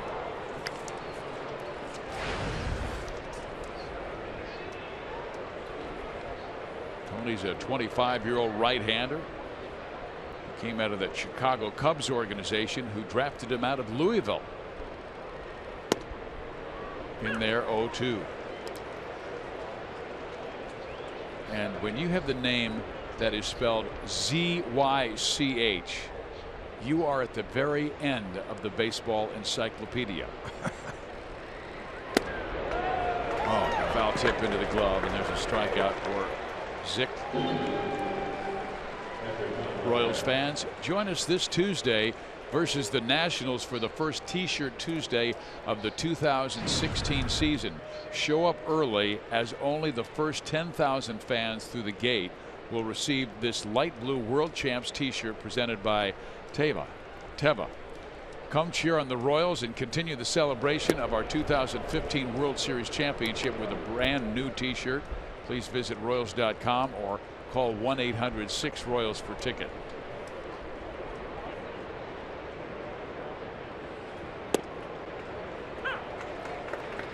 It's interesting here with one out, 1-1 count. You're watching their defense, Seattle's defense. The infielders move to pull, and the outfielders move to the opposite field.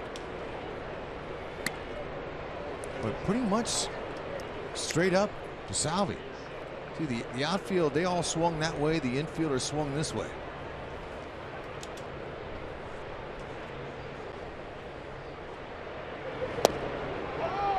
Three and one to Perez, who has a couple of singles today, trying to get on for the third time.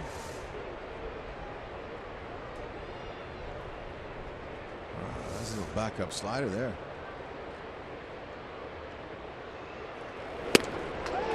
3-2. Got to look fastball against Zick. Just got to buy it.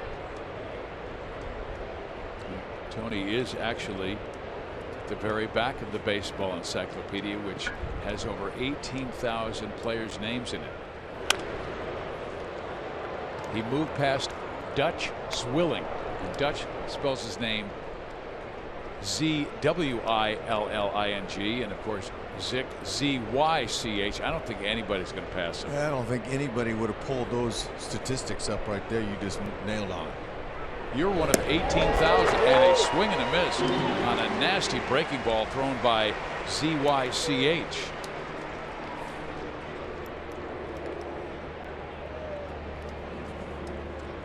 Vote for the Royals Player of the Month at one of the 7 Rally House locations in the Kansas City metro area. All participants will be entered to win a majestic prize pack. This Mariners bullpen has been completely rebuilt, and they're still not completely healthy. Joaquin Benoit is still on the disabled list. Yeah, but they've got some good arms out there, and it's, so far the numbers are showing it. Long way to go, though. Yeah. Fouled off. But you got a good pin, you win. The Royals obviously a model for the rest of baseball after the last 2 seasons. And they've gotten it done with a tremendous back into the pin, and usually when the Royals have the lead after 6th inning, it makes it really tough on opponents.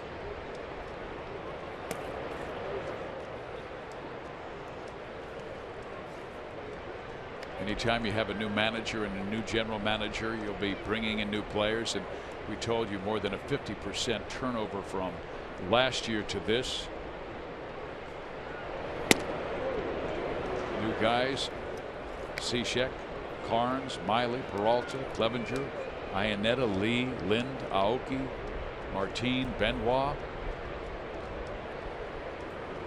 But how do they fit? How do they develop into a team? Infante swings and misses, and Tony Zick strikes out the side in the 6th.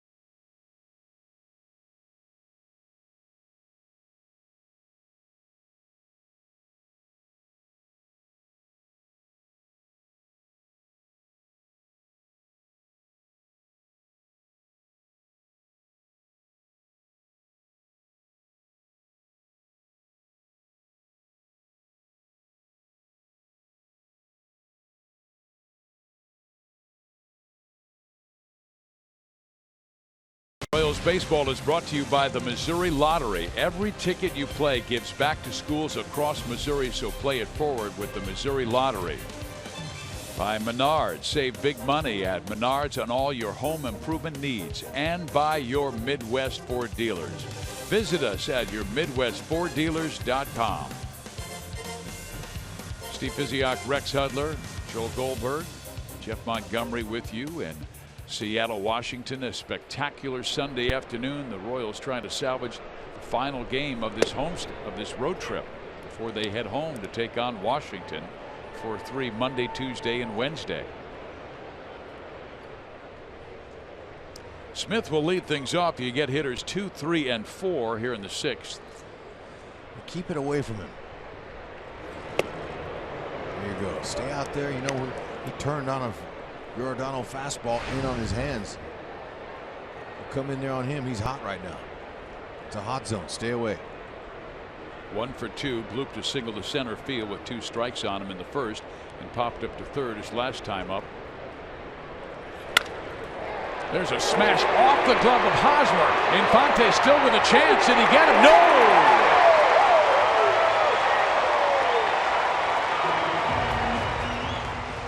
That ball was really hit hard. Haas with a great glove he's got. If he can't get it, no first baseman can.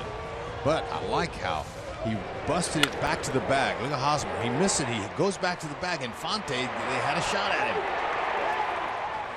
And, you know, Seth Smith's going to get an infield hit. That's all you do. That's the old leg play.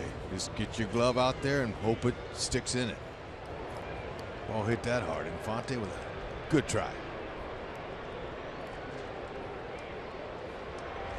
So the leadoff man is on for Robbie Cano.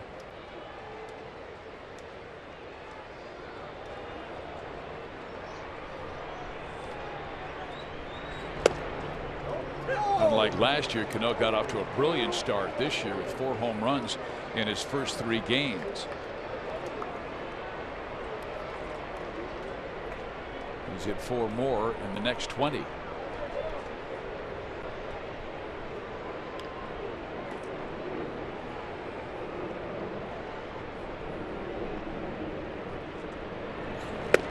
You see how Salvi's staying away from the power of their order here. You want to do that. You don't want to make any mistakes inside. If you try that 4-seamer in and it drifts back over the plate, this guy's could pull it.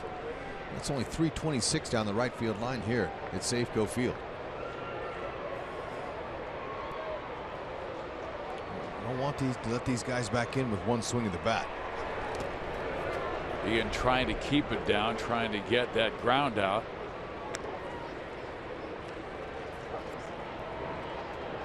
Here is our sprint trivia question.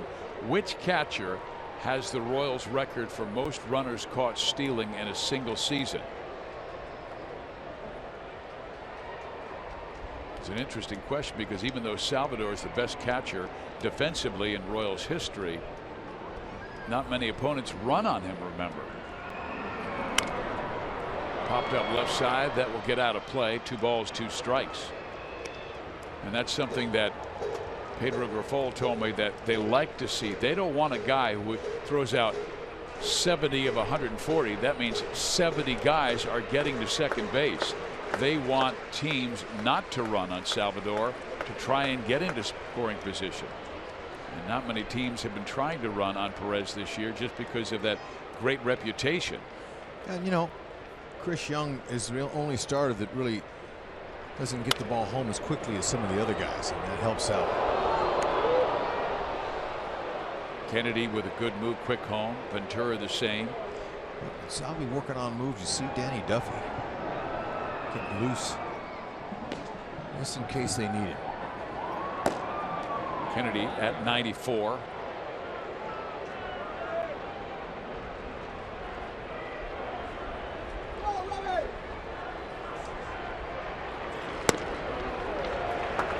Full count at 3-2. To keep an eye on Kennedy. Looks like to me he's missing a little bit of that command right now. Seth Smith, the hitter on first base, hit that ball hard. If he gets under that, he can hit it out of the park. Gotta be careful here. This is when you start making mistakes.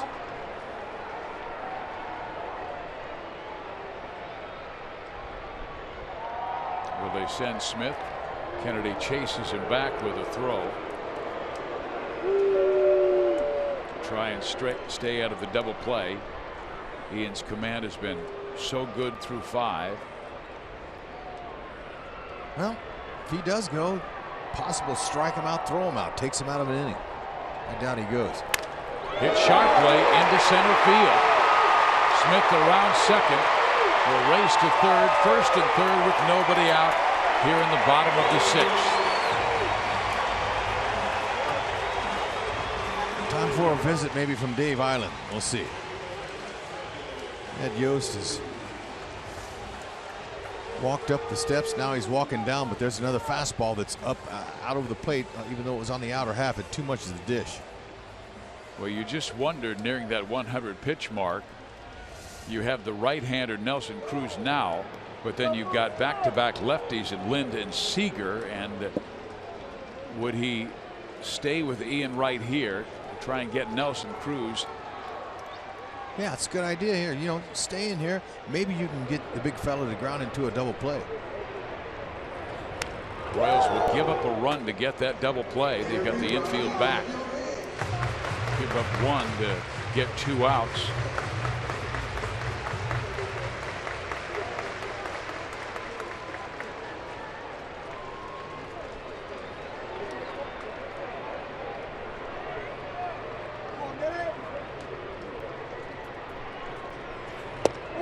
In there. 0-2. Now Cruz is a guy who has the tremendous power, but also a guy you can strike out. He has struck out once today 20 times this year and struck out 164 times last season. Strikeout would be mighty big right here. Kennedy wanting to finish strong.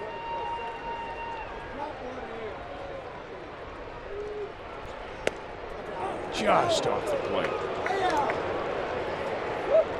Nelson peeked back at the umpire as if to say, I hope that wasn't called a strike. Yep, that's off the dish, but good cutter.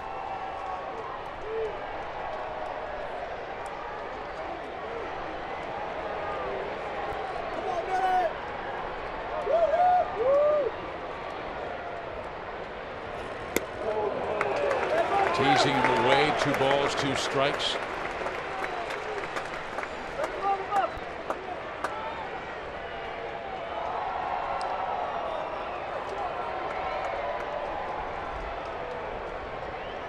Smith at third, Cano at first, nobody out.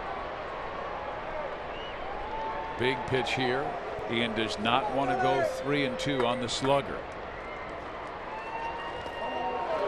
He will.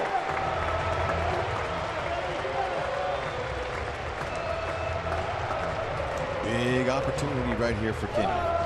He loves the fastball, and he gets a majority of his strikeouts on that pitch, so I'd be surprised if he tried to trick Cruz. And if you try to trick him, sometimes you leave stuff out over the plate. So I think that, you know, that's his best pitch coming. It's a fastball. Put it where you want it.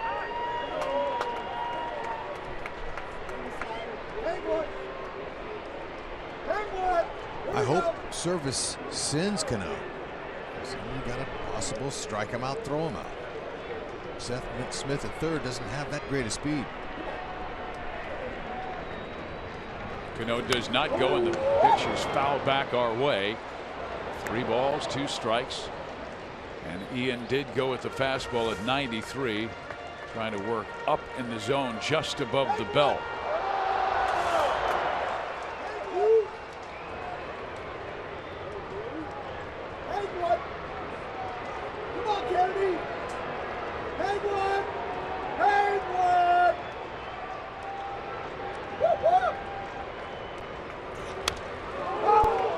Another fastball, and again fouled back, but on that pitch as he fouled it straight back. He has seen 7 pitches in this bat. You know what? The more you foul off, the more confident you get. Cruz is definitely hungry to knock in a run. Kennedy can get this out here. Whew, it'd be a beautiful thing. Back-to-back fastballs on 3-2. And he misses away, ball 4, and now the bases are loaded. And here comes Ned Yost. With 2 lefties with power, Lind and Seager coming up. I believe Ned wanted the lefty Danny Duffy. No, it's the right time to get him out because the 3rd time through the order on Kennedy, the opponent's average is .407. So it's a nice start by Kennedy today. Very good job. This is our Chevy call to the bullpen. Power lefty to face the power hitters for Seattle.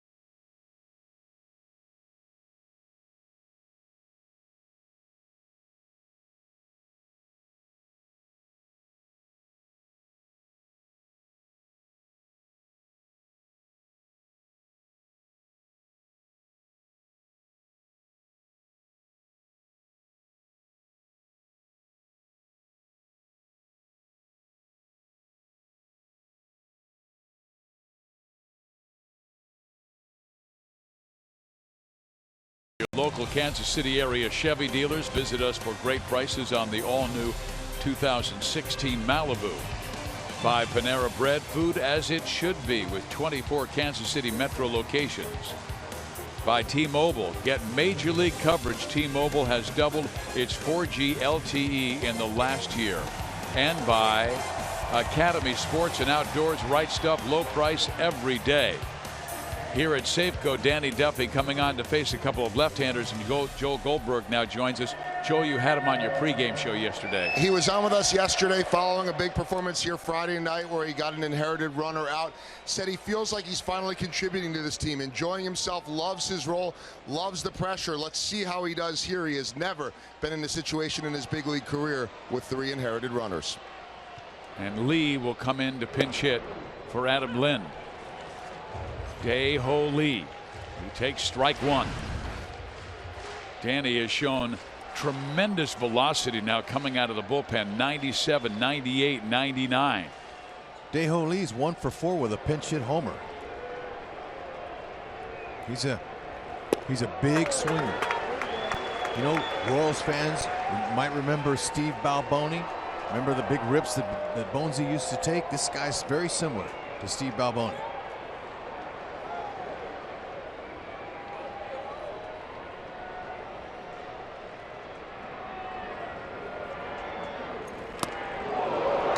That went upstairs on Lee, and a swing and a miss. Lee doesn't strike out that much, just 4 times this year, 25 trips to the plate. Can't touch that. Hud, would you go back there? Yeah, you know, I might try him up there. Anything off speeds his bat up. I'm going to stay with the fastball for sure. He struck him out.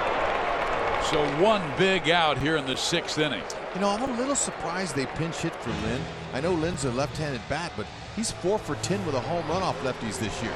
And then they brought the kid in. Tells me they're going for all or nothing. Now with Seager coming up, Seager's just 2 for 29 off left home pitching this year. That's a .069 average. And Danny has had left-handed batters to a .229 average and a .288 slugging percentage since the start of last season. He was a starter early last year, then moved to the bullpen. Seager, very good power, 26 home runs last year and 5 this year. Strike one. Good location, Duffy. This is key. First time he's come in with the inheriting the bases loaded. This is one of the reasons why Duffy's in that bullpen, where he can come in situations with that power fastball and blow it by guys. This is the value he brings to that bullpen. Seager taking his time to get back into that box.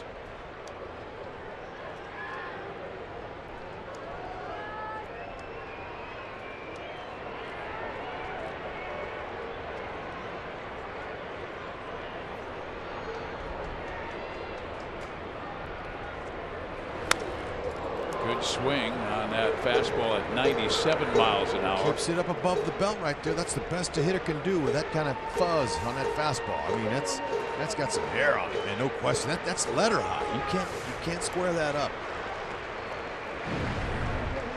He took a low and end Ventura fastball for a 3-run home run last night. Duffy has him down 0-2. In there, strike 3 call. Wow. Perfect command of that pitch. That was a beauty. Oh, Duffy coming in. Bases full. That little slider there, right on the outside part of the plate. Couldn't have located it any better. Seager, you got to go. Now a right-hander in Chris Iannetta, who has struck out twice facing Ian Kennedy. And Ian mainly worked him with that fastball. Struck him out looking with the heater, also swinging with the fastball. 2 singles and a walk to load the bases. On came Duffy, who now wants to talk with his catcher Salvador Perez, and these are 2 guys, Hud. Duffy has said Salvador is like a brother to him. They came up in the minor leagues. He knows exactly how I think, what I want to throw, when I want to throw it. Yeah, but you know what? When in doubt, talk it out. I like the fact he called Salvi out there just to talk about it here. He knows that Iannetta's taken him deep once before. Can't do it here. If he wants to continue. Now usually he'll throw, when he throws his slider, he'll bounce one or so of the first one, but for that first time he threw it today, perfectly executed on Seager. Iannetta falls behind in the count 0-1, fouling one off Salvador. And DJ Rayburn walks out to give Salvi a little time to recover. Oh no, that hit him on the left knee. Ouch. Professional courtesy. DJ then cleans off the home plate, trying to give Salvi as much time as possible to recover. Moose came in to talk with Danny.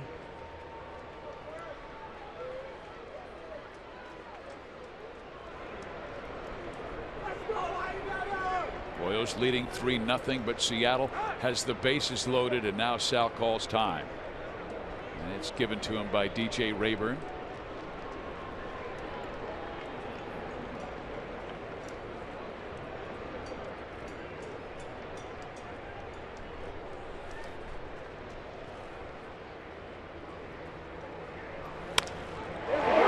Base hit right field. Smith will score. Dyson's throw to the plate. In time. Yeah. Way to go, Gerard. What a perfect throw to Salvi. Duffy, hey look, he's going to go with his fastball. And that's his 3rd outfield assist on the year. Oh, Duffy was toughy, but this is even better. Right over the top at 95. One hopper on the money, honey. You are out. Nice defense picking up Duffy and Kennedy's runs.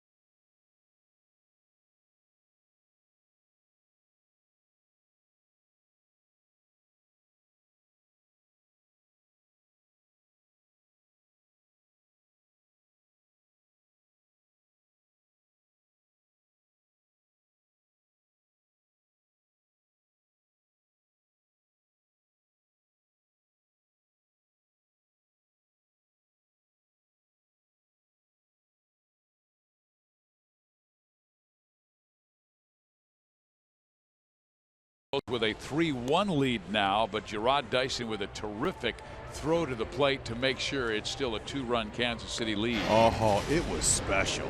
Now, Iannetta, good job of fighting off that fastball into that hole between first and second. And Dyson, with his speed, he closes on the ball, and then with that arm, they got him by a long shot. Because Dyson, you know, an outfielder, when you have that kind of speed, you attack that ball, and that cuts down the time. Big pickup. And he also made it easier on Salvador Perez by skipping it in the grass rather than the dirt. Better believe it. Longer hops, the better hop. It was a perfect throw. And look, wouldn't you know it, he gets to lead off the inning here. And he will face Joel Peralta, who spent a little time with Kansas City, but he spent a lot of time with Oakland, the Angels, the Rockies, Washington, Tampa Bay, the Dodgers, and he finally has 10 years in the big leagues. Coming up. Good guy. Yeah, this month, matter of fact, I asked him when his 10-year anniversary is. He said it's coming up. I believe he said the 15th of this month. Well, he's always been a leader in that clubhouse. It's a guy that worked hard. Look at that. That's a nice little fastball he uses. He'll go 87, 92, slider, and a changeup that he'll throw to lefties. Daeho Lee stays in the game to play first base for Adam Lind.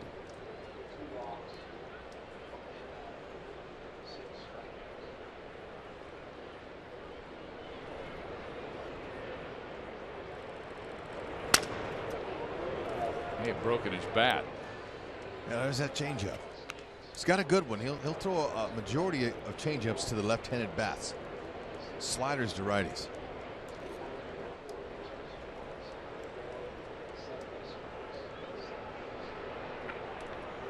Joel got started late, making it to the major leagues. He's 39 years old. Joe Madden called him El Campeón, for the champion.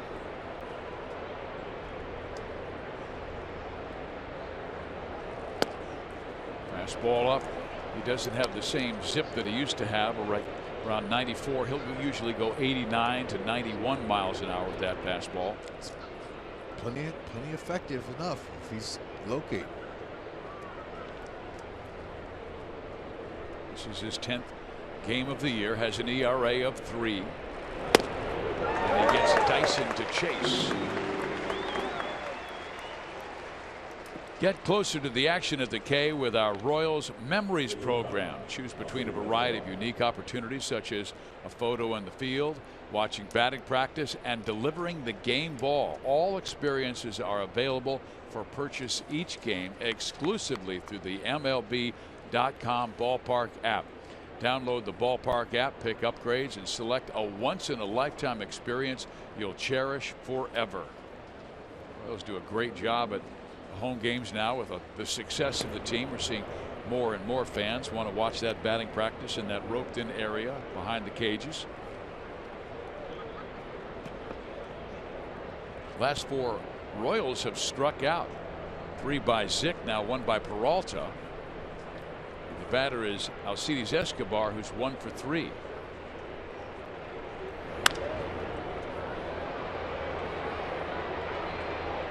The Royals still second in the league and hardest to strike out. So they're, even though they've got 4 strikeouts in a row, they're still okay. They got a lead. They just got to hold it. It's up to that bullpen to shut it down, and maybe Ned will go with his HHD formula. Hochevar, Herrera, and Davis, perhaps for the 7th, 8th, and 9th, with a slim 3-1 lead.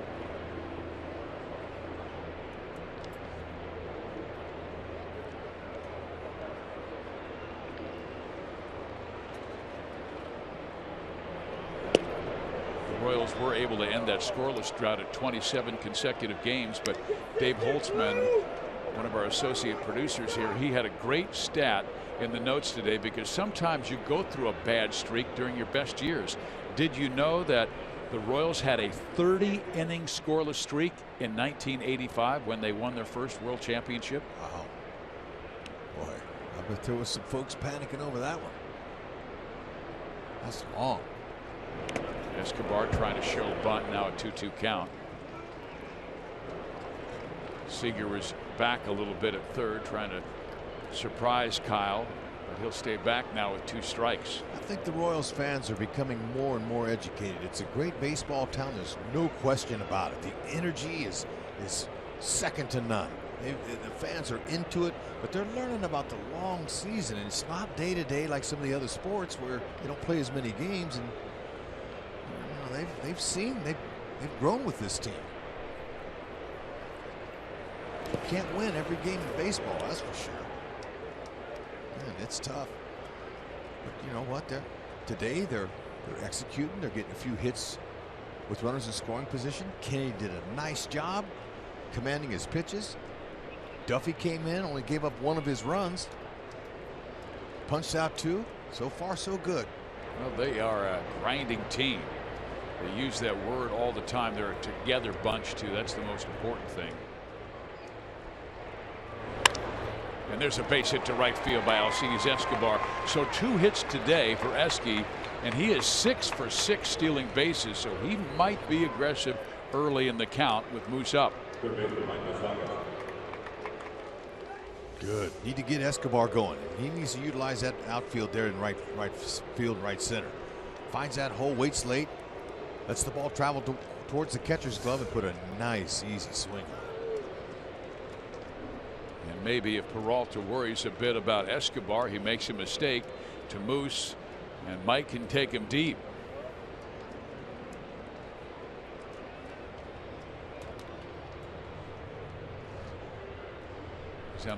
He's been getting a home run every 4 games, on that pace right now. He's been shut out the last 3, but had a couple of hits yesterday, including a double. Keeps that approach, that same approach, left center field. Here in Seattle, they have a moose as a mascot, and there were a couple of Royal players yelling at that mascot, "You're not the real moose. We got the real moose."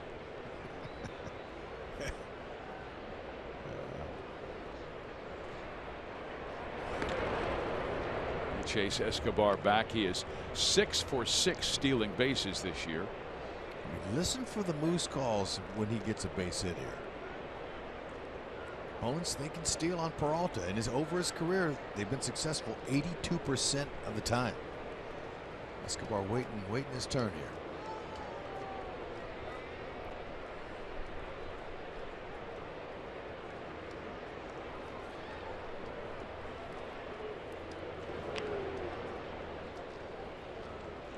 Last year, Joel was 3-1 with 3 saves and a 4.34 ERA and 33 relief appearances with the Dodgers.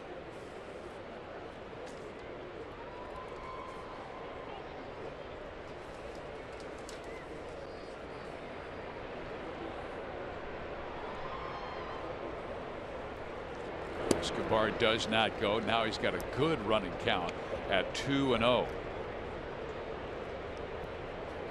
Peralta, though, is not a guy who necessarily gives in and throws a fastball and a fastball count.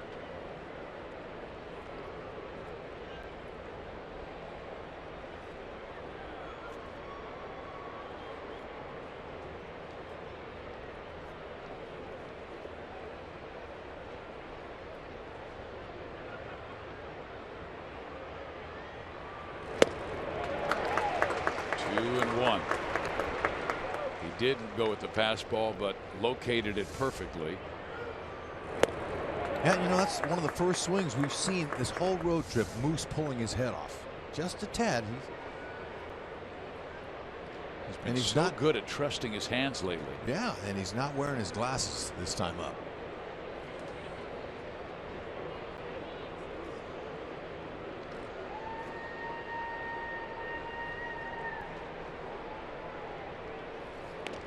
Like many teams have done, they're giving him a lot of room on the left side of the diamond. Only Seager is on the left side and 3 infielders on the right side.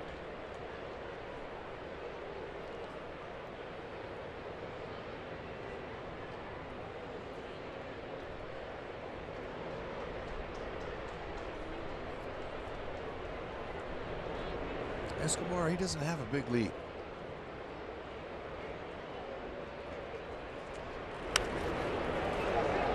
Two balls, 2 strikes.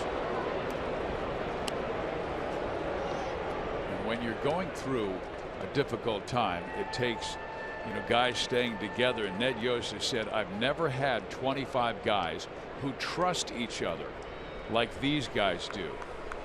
I mean, look at the spray chart on Moose. Almost equal amount of hits to all fields. Seager moving closer to short now. Huge amount of room, like 70 feet between the left field foul line and Seager. Moose's few swings he's taken in this at bat have all been pull swings. Moose takes a called strike 3.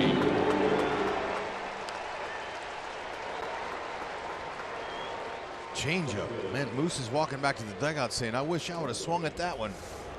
Look where this is. Oh man, that's belt high right over the middle. Just fooled him. The last 5 outs recorded by the Seattle bullpen have all been strikeouts. 3 by Zick, now 2 by Peralta.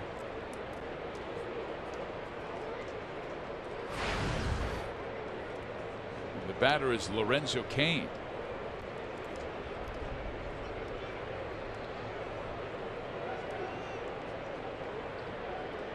Two singles to the opposite field for Lorenzo Cain. Let's see if he tries to dial it up here. Get a hold of one.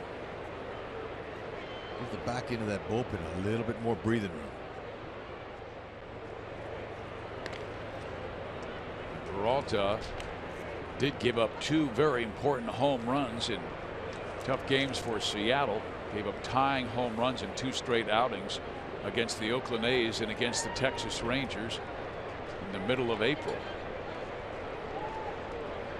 Throws over again.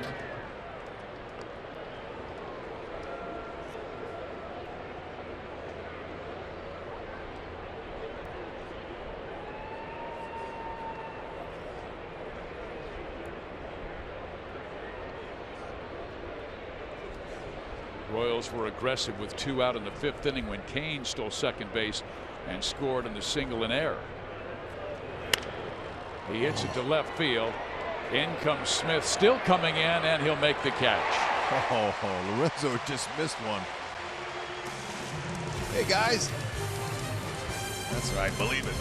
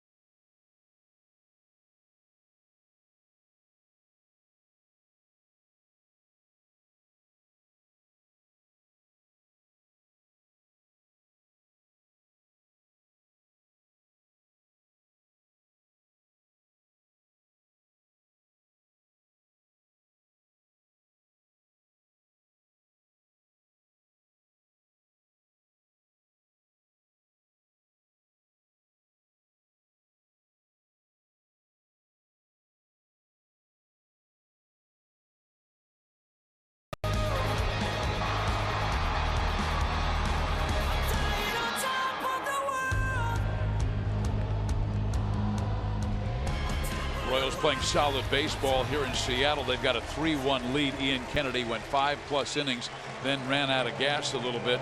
Taijuan Walker went 5 for Seattle, It's not like the Royals are absolutely obliterating the baseball, but let's take these baby steps, get this win, head home, take on the Washington Nationals Monday through Wednesday. Oh, you're exactly right, Fizz, but I like the way they're doing it. They're going to the opposite field. They're waiting. You know, they're not trying to get it all in with one swing of the bat. So it's nice to see Lorenzo Cain going to the opposite field and some of these guys trying to get themselves going, and that's what it's going to take. Yeah, they're playing clean defense. We saw the great catch by Alex Gordon in left. The tremendous play by Gerard Dyson to throw a runner out at the plate. Yeah, the defense is a staple. Now, the strength of the Royals is the bullpen to win. Let's see if Soria can get through a clean inning here.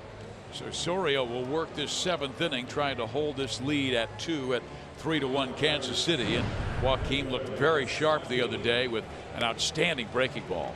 Yeah, hopefully he'll continue to keep his tempo going.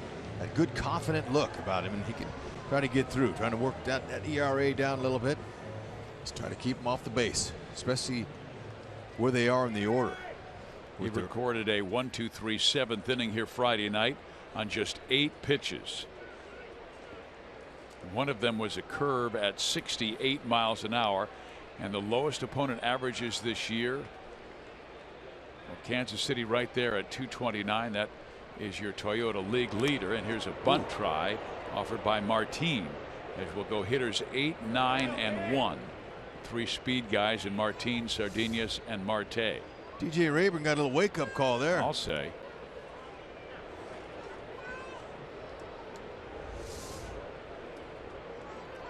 Salvi knows what that feels like, so he's going to take a little walk to the mound, give Mr. Rayburn a little chance to recover from that shot.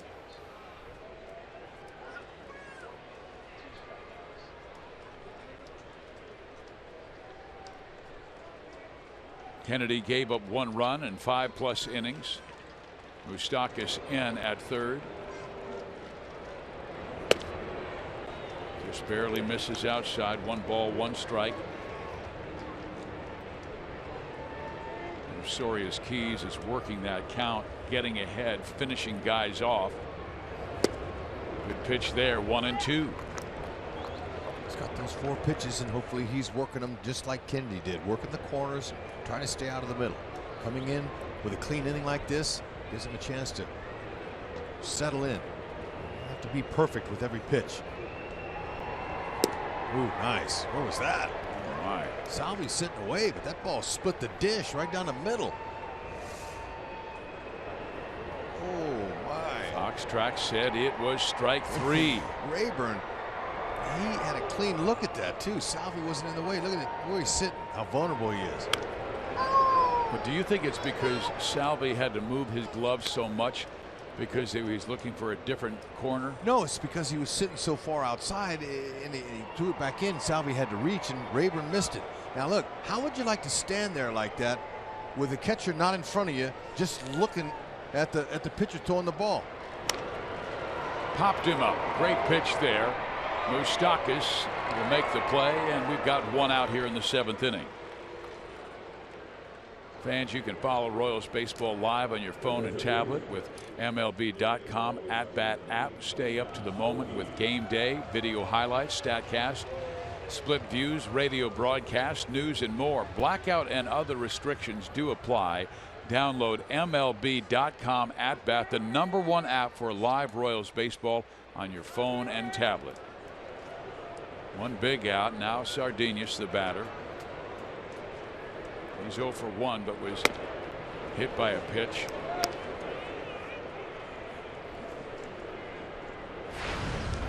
Nori Aoki, I beg your pardon, is pinch hitting for Sardinius. And I really thought Nori was going to get the start today because he is 6 for 13 off of Kennedy. Well, he's 1 for 1 as a pinch hitter off the bench.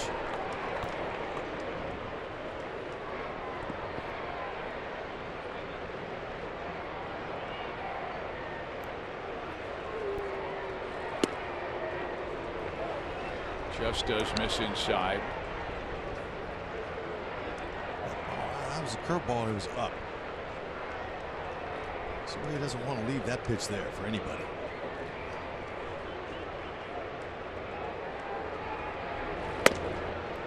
Three and one.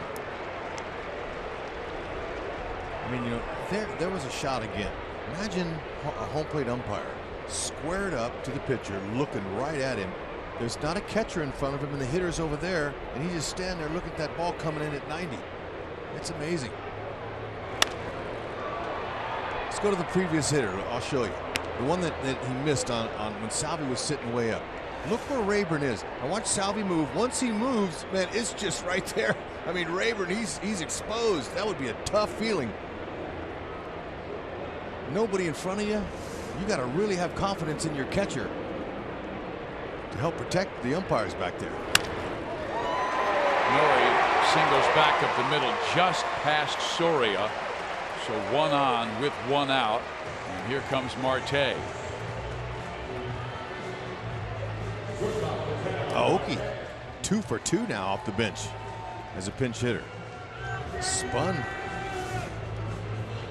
Soria around and rolled him over.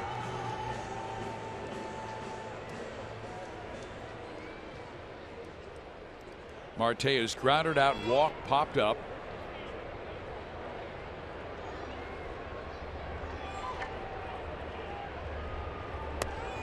Strike 1.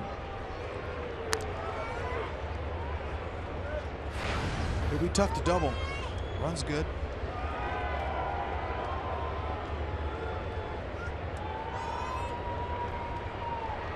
Maybe service. A chopper to second. Infante gets the lead man. That's all they'll get.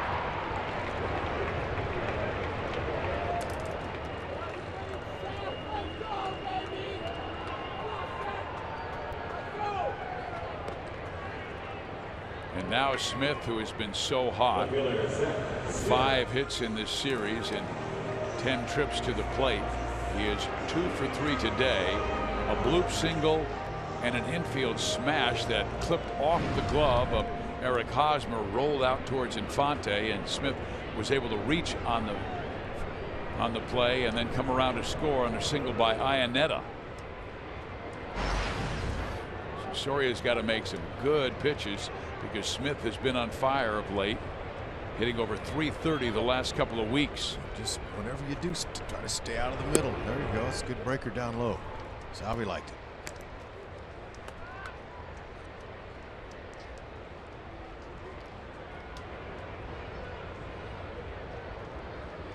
Royals defense in the infield, they shift when they feel like they need to. But they're not a team that's going to shift on every single pitch and every hitter. But Smith is a severe pull hitter, so they are playing him that way with Infante in shallow right field, a good 20 feet out on the grass. Yeah, that was a good take there by Smith, though. Curveball, changeup. And now Moose shifts even more over towards shortstop, even though the count is 2 balls and no strikes on Smith, but with 2 out. They're saying go ahead and bunt. Strike 2 and 1. There's the command. And that's some 95. Soria. Haven't seen that velocity all year.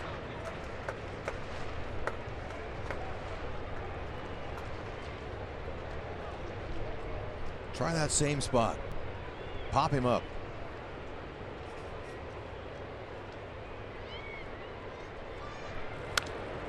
Good swing there, 2 and 2. Stay right away from him. Don't you dare try to get anything in on him. Good spot.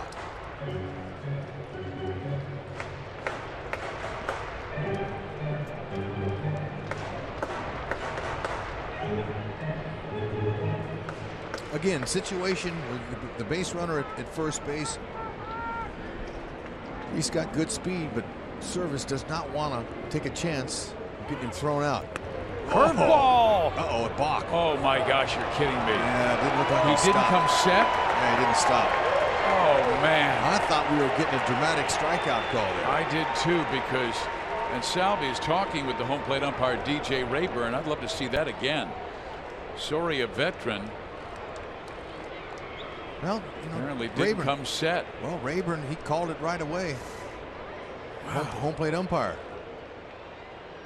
He was set. Well, looked like it to me. I mean. Oh my gosh. Yeah. Okay. Well, nothing you can do about that. Some you can replay. some you can't. That's not reviewable. A lot of pitchers do the same thing. Set right there. A pause. I don't know what's different about what he did in the last delivery. I agree. And he got strike 3 across, but DJ didn't give it to him because he called the balk. Now the runner's in scoring position. Good arms in the in the Royal outfield for sure. They don't want to hit it to right at all. But there'll be a challenge at the plate. Gordon throws great from left. The 2-2 pitch. Misses away 3-2.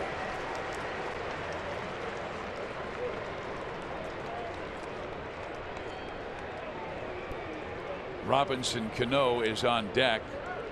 He hasn't had any success against Joakim Soria, but Joakim wants to finish the job right here, right now, not even face Cano.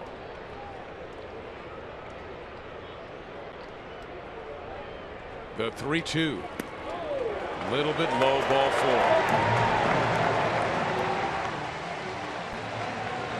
Wow. How do you take What that? was strike 3 to end the inning results in a balk. Now 2 on with one of the most dangerous hitters in the month of April coming to the plate in Robbie Cano with 8 home runs and 24 RBIs.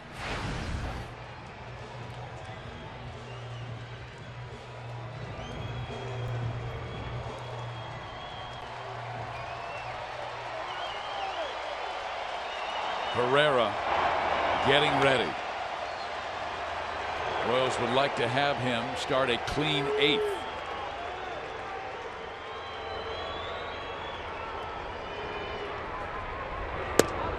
Strike 1. It looked like Cano was taking all the way. Thank you. Confident hitter.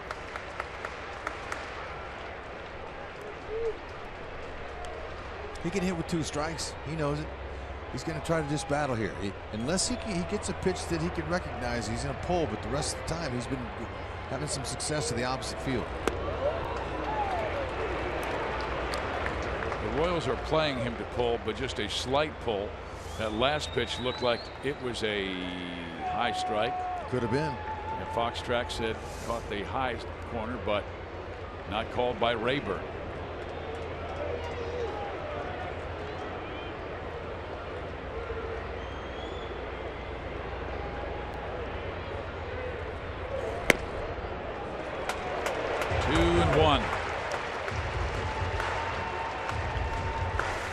Nice to have gotten this one too. Let's see where this looks. A little bit off. Oh, he's a command guy, and if you can even graze the black on that outside corner, you should be given that. Soria in his career at Safeco Field has been sensational, but not getting the calls from DJ Rayburn. He's back in the count, even at 2-2. I like the velocity he's using today. I mean, he's emptying the tank out there, but it's not overthrowing, or he'd be missing wildly. He's right on his salve. He just missed that, catching that foul tip. Thankfully so. See if Soria can make a pitch here. 2 balls, 2 strikes. Be a little nervous about any off-speed pitches. His fastball looks good. Maybe he stays away with it.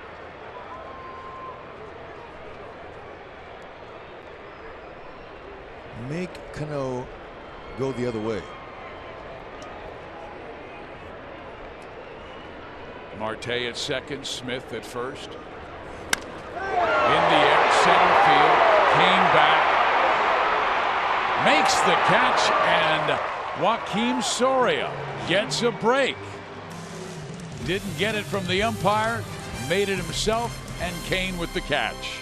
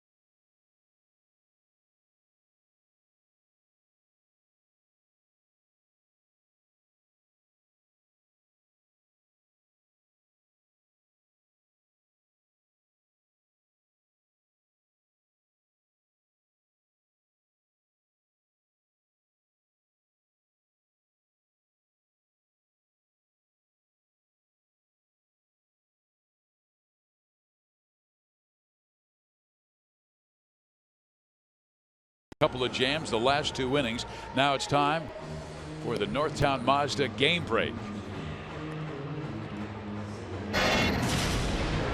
The Chicago White Sox win again. A home run struck by Brett Laurie here to dead center field at Camden Yards. And Chris Sale got the win. He's now 6-0 with a 1.66 ERA. So the White Sox now at 18-8, lead the Royals by 4.5 games. And Vidal Nuno comes out of the Seattle Mariners bullpen. Young man who played his college baseball at Baker University, Baldwin City. And boy, has he been good. Look at that, 1.29 ERA, 6 consecutive shutout appearances since April 12th. Yeah, and opponent's not doing much off him, just 192, and he's getting it done with his command. It is not an overpowering pitcher. He's got that slider he's going to use to the left-handed bats. Good changeup to the righties. Yeah, best of luck to them with their bullpen, but it's a completely rebuilt bullpen, and they don't have overpowering stuff. They've just been incredibly hot, all of them. And their staff as a bullpen, 2.53 ERA, and he's quickly gotten in front of Eric Hosmer, 0-2. Hosmer, though, jumps on this one, drives it high in the air, deep to right center field, and gone!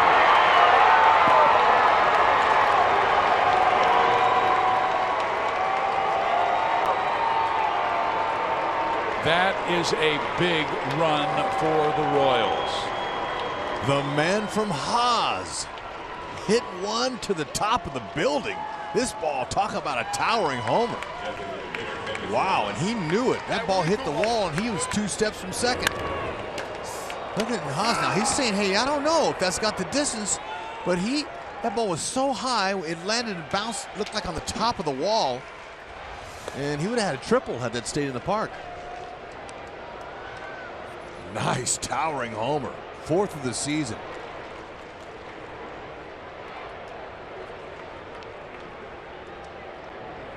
That is a Ram drive of the game. It was a baseball that got a little lost on the field, but Eric Hosmer with home run number 4, RBI number 9. The Royals have their 3-run lead back with a pretty darn good bullpen in the 8th and 9th. I mean, I didn't know if it had. Look at how high that sucker went, up to the roof. Let's see where it comes down. Yeah, look, maybe it might have hit it. Looked like he got the guy on the coconut. Or might have hit a seat or the top of the wall. I couldn't quite tell. All of a sudden, that man held the top of his head, and I wasn't sure if it went off the top of his head or he just held his head like, oh no, we're down by 3. Oh, if it hit him in the head, he's in trouble. Oh man, I'm telling you. Let's see, I'm thinking it missed him. Yeah, it did. But just his reaction. Morales did not go. Let's take a look a little bit closer. They're ducking. Yeah, now I hit an empty seat. That guy right there. It just did maybe glance off of the top of his head on the ricochet. Morales strikes out.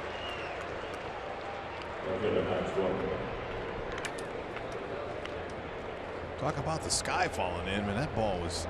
They lost it in the sun. Both of those fans might be groundskeepers, had their glasses on, and they were ducking. There they are. Look at that one guy. Oh, man, he's fortunate. It didn't drill him in the back. Alex Gordon with his first base hit of the day. A single to right field, so he is 1 for 3. Also was hit by a pitch. So the lefty's getting to Nuno. Hosmer goes deep, but now Gordon with a solid line drive hit. Yeah, stayed on top of that ball nicely. Good. Just a slight pickup with his front foot. That's important. Alex wants to stay as short and calm as possible. Limit the movement. Aoki now in left field. Salvi pops it up right side, and making the catch is Lee.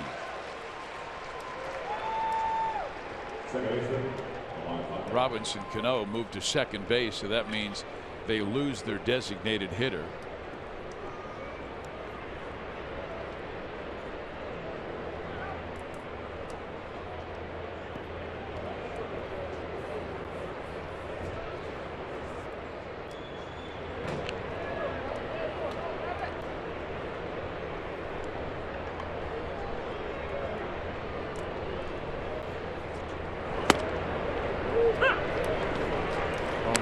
RBI single his first time up, reached on a fielder's choice in the 4th, and struck out swinging in the 6th, facing Zick.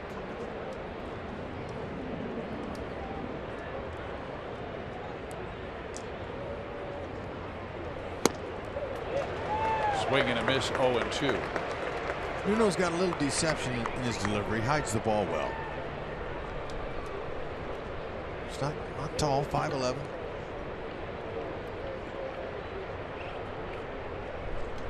High fastball, likely a changeup coming. We'll see. Maybe a heater in. Iannetta wants it in there. Didn't miss by much.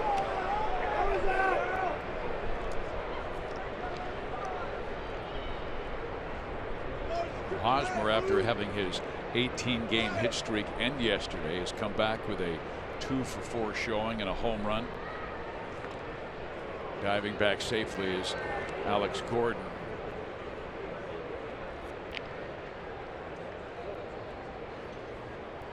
See that move right there? That's deceiving the base runner. And when you deceive the base runner, that's a balk. Every left-handed pitcher that ever pitched. Yeah, you got that right. Looking at you, that is deception. Out of play.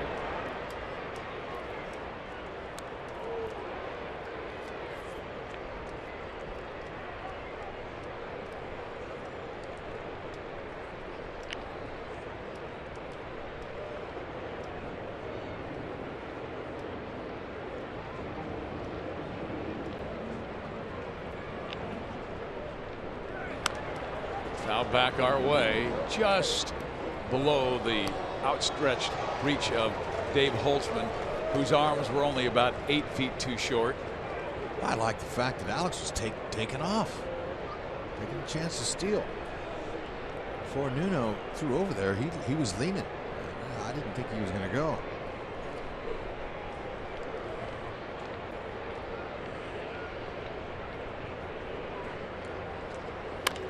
Fonte pulls that one foul.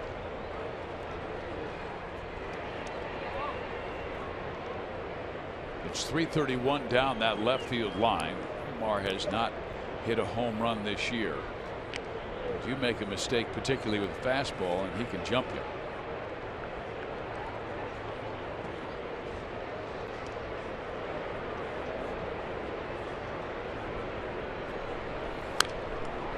Again, Nuno left it up. Stays 1-2 at the foul back. Matter of fact, his last home run came last September 17th at Cleveland against Corey Kluber. So and the more pitches you see, Nuno has got that slider that he brings, and that's down and in. That can be a good pitch to snap hook the pole there. And that was in Cleveland over that high wall. Yeah, I like how we're thinking. We're trying to help him get one out of the yard here. Royals with 4 runs on 10 hits. Mariners 1 run on 6. Infante, though, pops it up. Foul territory, racing back the catcher, but unable to come up with it. So Iannetta was battling that screen.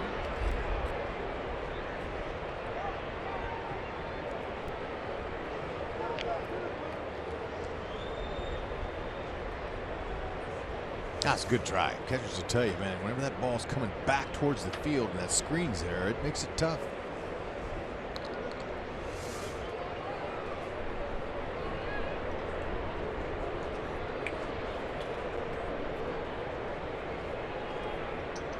They've got Alex picked off, and the throw to second base, not in time.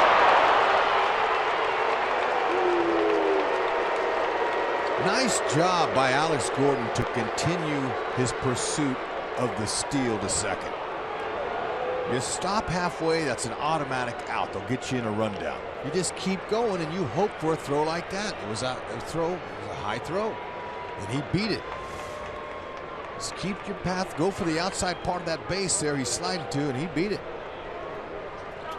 Second steal of the year. And the Royals have been a solid 3 for 6 with runners in scoring position today. And that was after 4 for 35 on this road trip. The trip where they've lost the first 5 games. Omar's feeling good in this at bat. He's seen a lot of pitches. He's going to hit something hard. Oops. Chases an off-speed pitch and strikes out. But Eric Hosmer, he belts one out, a towering shot to right center field, and the Royals now have a 4-1 lead. A towering shot.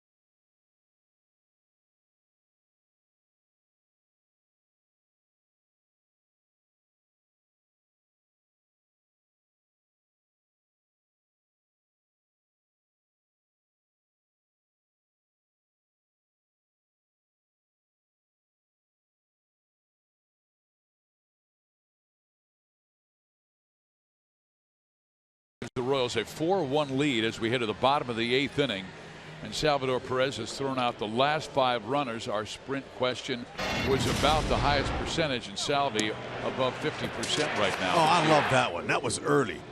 Anytime he throws from his knees is a specialty. Look at that knee sandwich. Speaking of knees, that Machado got. Look at that ball right on the first base side of the bag. You gotta love it with some velocity on it. Marte last night. Yeah. And our sprint question was about percentages, and I'm going to go with Darryl Porter, which captures the Royals' record for most runners caught stealing in a single season. I'm going with Mike McFarland, and once again, most thrown out. Excuse me. All right, I'm going with Mac. We got a man there. If that ball comes down, he's going to be out. And it does come down in the glove of Lorenzo Cain, where triples go to die. So the answer is Darryl Porter, 50 in 1979. Man, there were some teams running back then. Wow. Where was McFarland on that list? Now you're putting Holtzy to work. No. He's got enough to do. McFarland where was he on that list, Holtzy?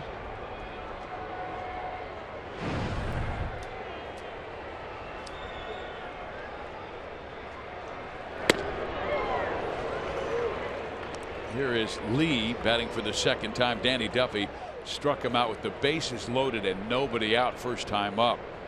Royals gave up their 1 run when they had the Mariners bases loaded, nobody out. Duffy struck out Lee, struck out Seager.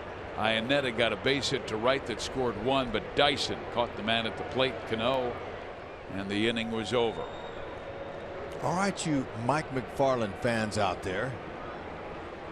I'm not the only one. Nice slider. He was second on that list behind Porter with 42 in 1993. I don't think Salvador will ever get that many because teams just don't run on him. Right. And you know, the other thing is teams are more aware of it and they do a much better job than back in your day at holding runners. Pitchers do a great job at holding runners. Oh, yeah, the game's changed a lot. There's no question. There's more of a attention to detail from those runners. Get the ball home, you know, in less than 1.3 seconds. particularly with so many guys throwing firm fastballs 95 plus. They're getting it home quicker. Yeah, it's tough on the stealing game. There's no doubt.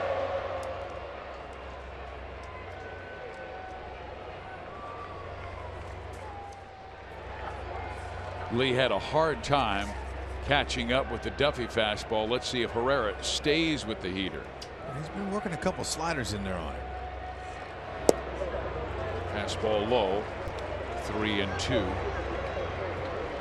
Doesn't want to walk him after he had the count his way, 1 ball, 2 strikes.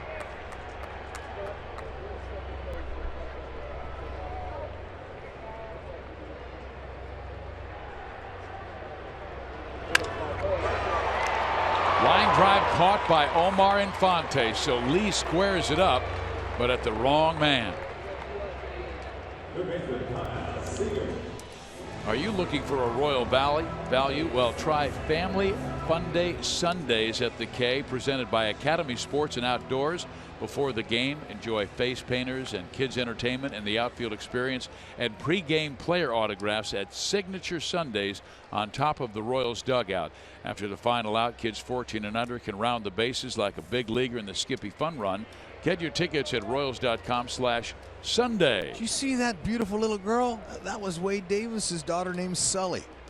All right. Yeah, she had a good stride working towards home there. And let's hopefully Wade Davis gets the check at the end of this one. Well, he would face the bottom of the order if Herrera can finish off Seager right here. And Seager is on with a base hit to the gap. That's an extra base. Dyson's throw will be a little bit late. So a 2-out double by Kyle Seager. Well, it's hard to sneak a piece of cheese by that guy. He loves it. He turned on a Giordano 96-mile-an-hour heater last night for a home run. His 5th on the year, and then this one right here. Look how short and compact that swing is.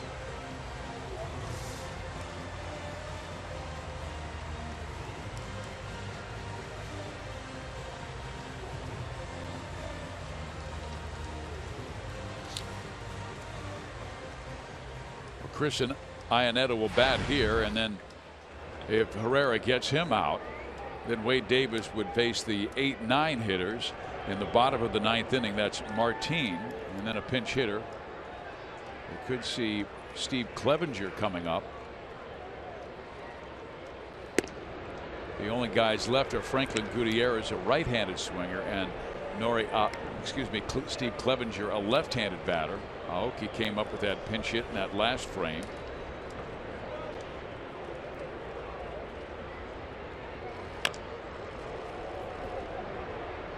One ball, 1 strike.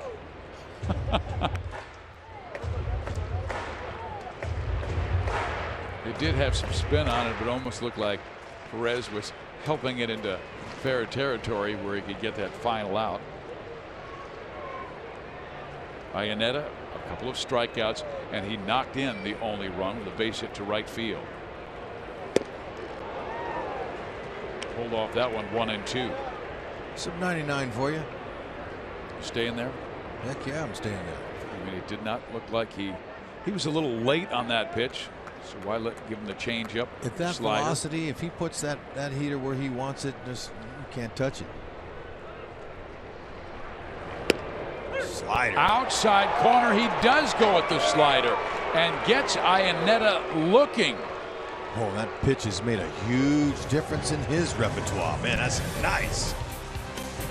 Getting some pin to win action here in Seattle.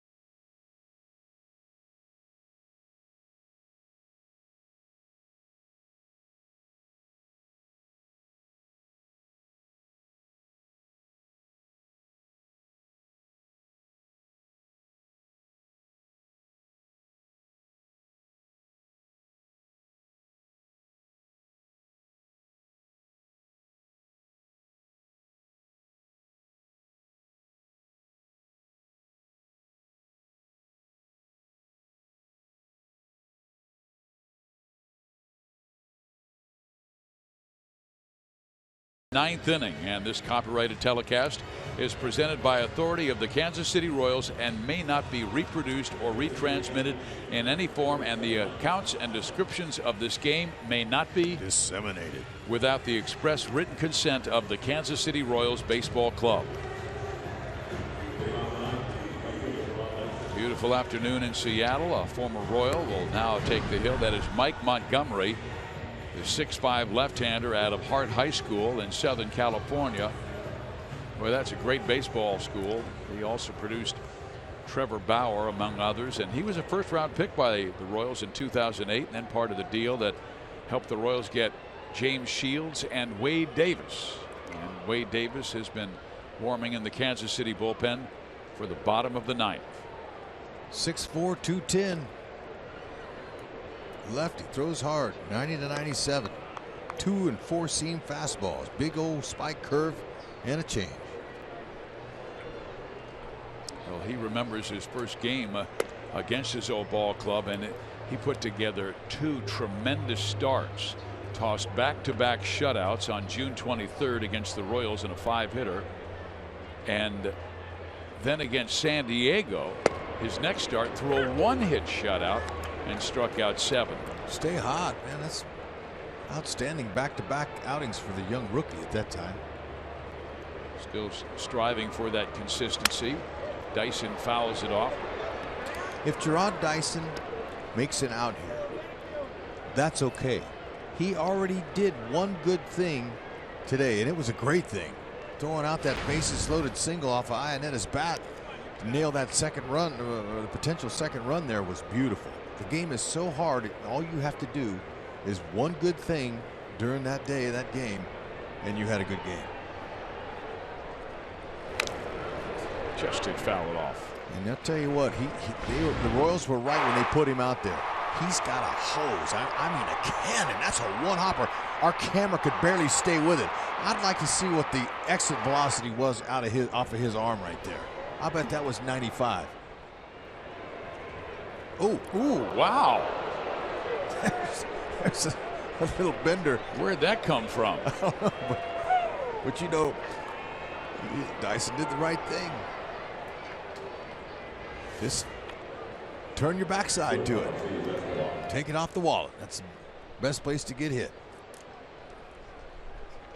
So speed on, and after getting bumped, I believe he might be going early in the count. Right-handed batter Escobar up there. Now, we've seen Escobar bunt in these situations, but quite frankly, I think he's bunting on his own when he does, because Dyson has such great speed. Let him go. There's a base hit to the left side, and Dyson makes it a second, and the Royals, with something good, happen in the top of the ninth. A hit batter, now a single off Montgomery, 2 on with nobody out, and here comes Moose.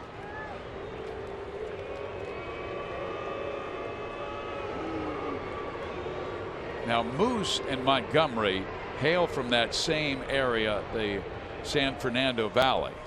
And you got to believe, because they're similar in age, Mike a year older than Montgomery, that they faced each other growing up. That's the first 3-hit game for Escobar this year. Yeah, that's welcome. You got to get him going that leadoff spot. Set that table up for the rest of the guys who are starting to hit a little bit here on the last game of the 6-game road trip.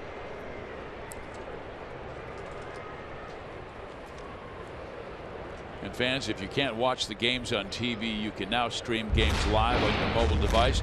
Just go to your app store and download the free Fox Sports Go app, log in, and stream the Royals wherever you go. Now, Moose graduated from Chatsworth, California High in 2007. Member of that Chatsworth 2004 national champion squad. Some kind of power hitter as their shortstop. In the air, left side. Aoki under it, makes the catch, 1 out.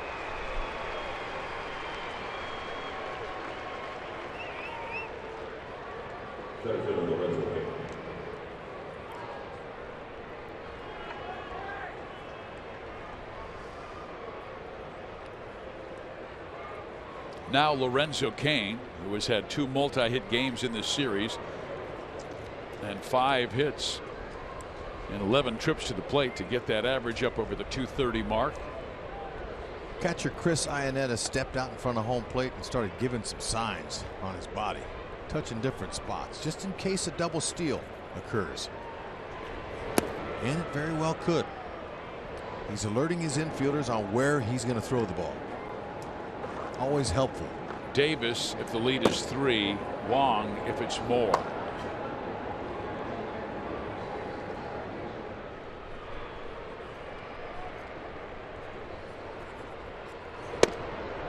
Cain swung at a bad pitch. 1 ball, 1 strike.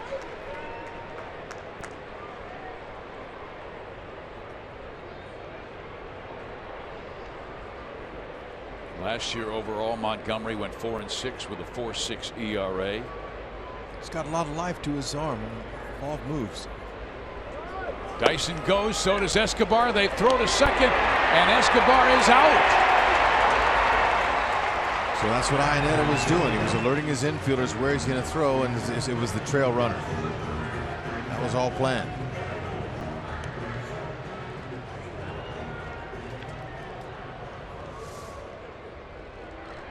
And that's why you let your guys know where you're going with the ball. Good throw, good release. And Escobar didn't get quite as good a jump as Dyson, and you know that when you're looking at that lead runner ahead of you and he goes and you go, you're going to be a little bit behind.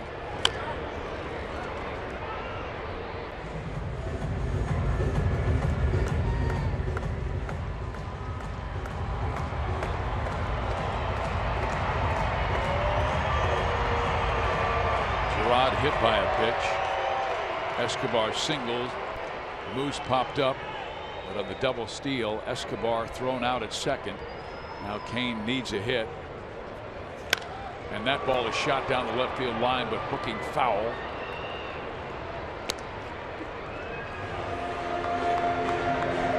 Royals trying to end a 5-game losing streak,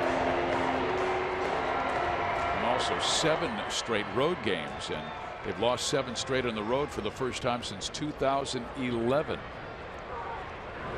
And he waves at a breaking ball away from him and strikes out. So we head to the bottom of the 9th inning. Wade Davis will be the man on the hill when we come back.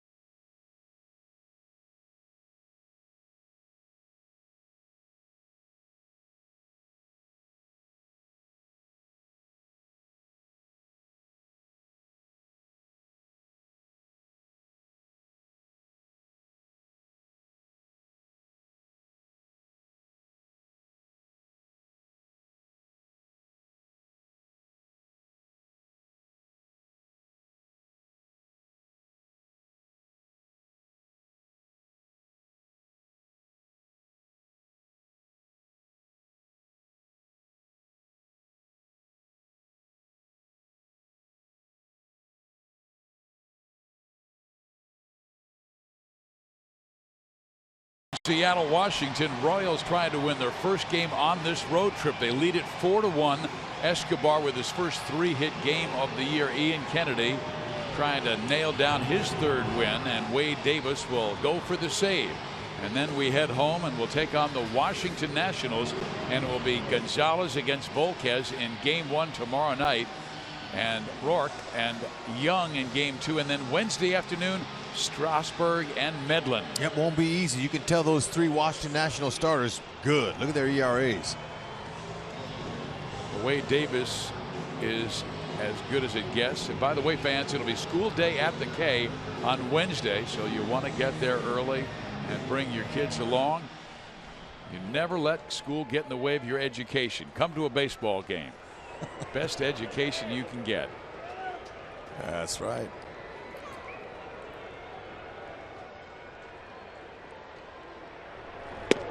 Well, here is Wade Davis, and he throws strike one. You know, had we gotten a hit and knocked in a run, and let's say had a 5-1 lead, it may have been the first time in Major League history, Dave Holtzman is doing exhaustive research, where the first pitch of this game was thrown by a guy named Taiwan, and the last pitch of the game was thrown by a guy from Taiwan. You know, Chairman Wong would have been the pitcher had it not been a safe situation. That's great. Now it's maybe a save your foot situation after a foul ball struck off of Martine's front foot.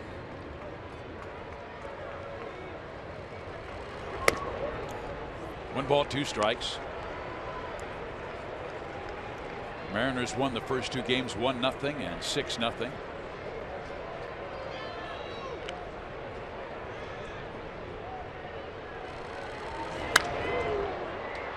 That will get out of play. The Royals scored in the clutch early with 2 out.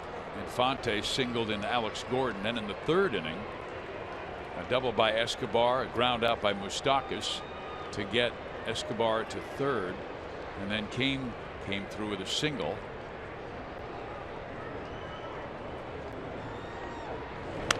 Fouled off. And then in the fifth inning, with 2 out, a single by Kane, a stolen base, an infield hit by Hosmer, and then a terrible throw by Marte, the shortstop, that got Kane home. And Hosmer added the insurance in the 8th with a home run to right center. Insurance is always good. Davis, fastball, good four-seamer. He's got a cutter and an overhand curve. Wade worked last night, 8th inning. And that was his first work in 8 days. And his fastball looked good and crisp. Saw some 97s. Ooh, yeah. Then he starts the bottom of the 9th inning by striking out Martine.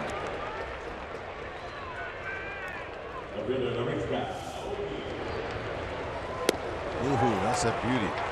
Big overhand curve.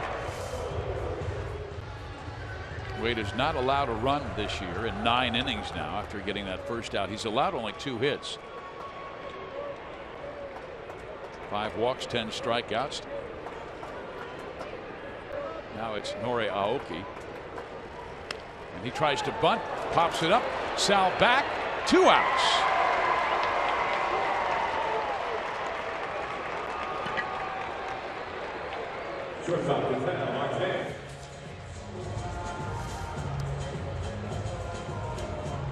Just let the bat head drop a little bit there. If he stays on top of that, he gets a bunt down. Salvi cradles it in nicely. Well, you have Marte right now, and because they took Smith out after they lost the designated hitter with Robinson Cano playing the field, Steve Clevenger has gone to the on-deck circle. Davis doesn't want to face him, and he throws strike one to Marte. Royals really cooled off Marte offensively. 1 for 9 in this series with 3 strikeouts. He's down 0-2. And a reminder that Boulevard Royals Live will come your way after the ball game with Joel and Monty. Escobar, good afternoon, 3 hits. Wade bounces that breaker in the dirt. 1 ball, 2 strikes. Royals trying to win their 13th game. Stay within 4 games of the winning White Sox. Knocked off Baltimore today 7-1. Purcell won his 6th game of the year. Down low.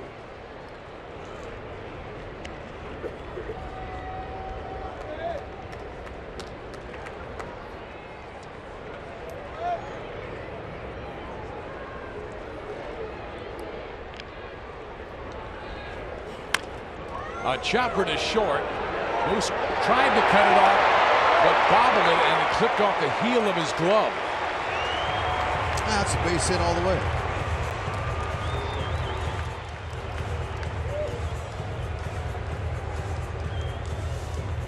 Tough play. 3-hopper. Once you get that 3rd hop and then hit the lip of the grass, hops over your glove. When you have speed, that's a knock. Yeah, Marte can really run, and batting from the left side, he was flying down. I'm not sure if they get him, even if Moose is able to make the play. I think he's probably safe. So now we will see Clevenger batting for the pitcher.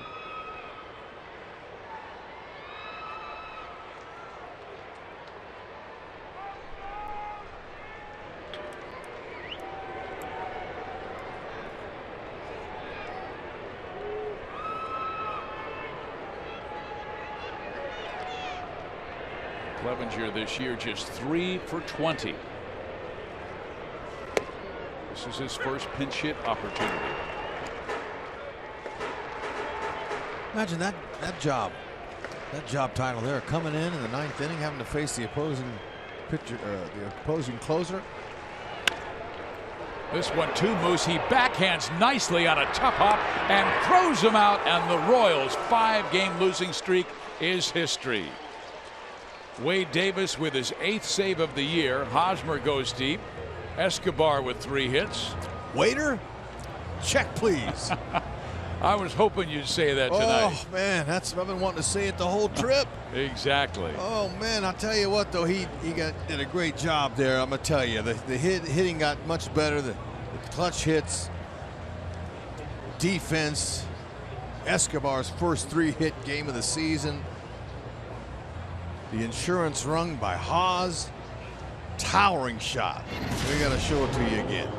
Just got over that wall, but I'll tell you, when it left the bat, I thought it might be caught. It was so high in the air, but Haas with a good follow through. He took off and hits an empty seat right there. There it was. Yeah, he came into the day 5th in the American League with most hits with 29, added 2 more, giving him 31 as he plays his first day in the month of May. And the Royals get a win in the month of May after finishing up April with a record of 12-11. And Hosmer with his arm around our vice president in charge of communications, Mike Swanson, and now walks over to Joel Goldberg. Well, they'll be talking. And Joel, you've got Eric Hosmer belted one out today, his 4th of the year. Yes, indeed, and we're glad to finally be able to, I don't know, maybe get Salvador Perez busy with the Gatorade bucket here. I mean, we're not surprising anybody. Most importantly, Eric Hosmer, a win for the team. How are you guys able to keep up your spirits? It's been a rough trip. You just realize what you're getting yourself into. You know it's a long season. You know stuff like that's going to happen, and you just got to keep grinding. You got to play through it, and we've done a good job of that. We've continued to play, and we knew stuff was going to start turning our way.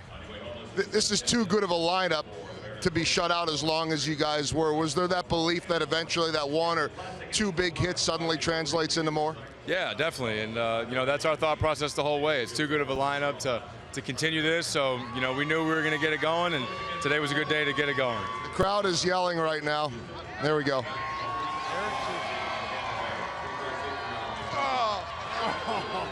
Well, Oz says happy flight. Did you not just tell me you'd take it? I did. That's not. I offered to take it. He got you as well. No chance there. Okay, paging anyone that can get a change of clothes. Most importantly, you guys, you're able to go home with that happy flight and a little bit of momentum too. Could you feel some of that building as Esky's got 3 hits, you hit the home run, and it was a lot of guys. Gordon breaks out of a slump. Yeah, certain things. There's certain times where stuff doesn't go your way. Moose hits a ball in the gap last night, and it bounces over the wall for a ground rule double when we can't score the guy from first. So it's just all part of it, but it was definitely good to get this win heading into Kansas City, playing a good team in Washington. So, this is big to pick up this momentum heading into that series. Enjoy the ride home. How are you not flinching and doing this interview with like a whole chunk of ice down your shirt? I'm trying to stay tough. You're always tough. Good job, Haas. Appreciate it. All right, that is Eric Hosmer, unfazed by it all. He knew it was coming from Salvador Perez. And most importantly, guys, a nice, cool victory here in Seattle. That's a beautiful thing. Unfortunately, Joel got it too. Salvi, why do you have to do that right sharing there? the wealth. He's pumped.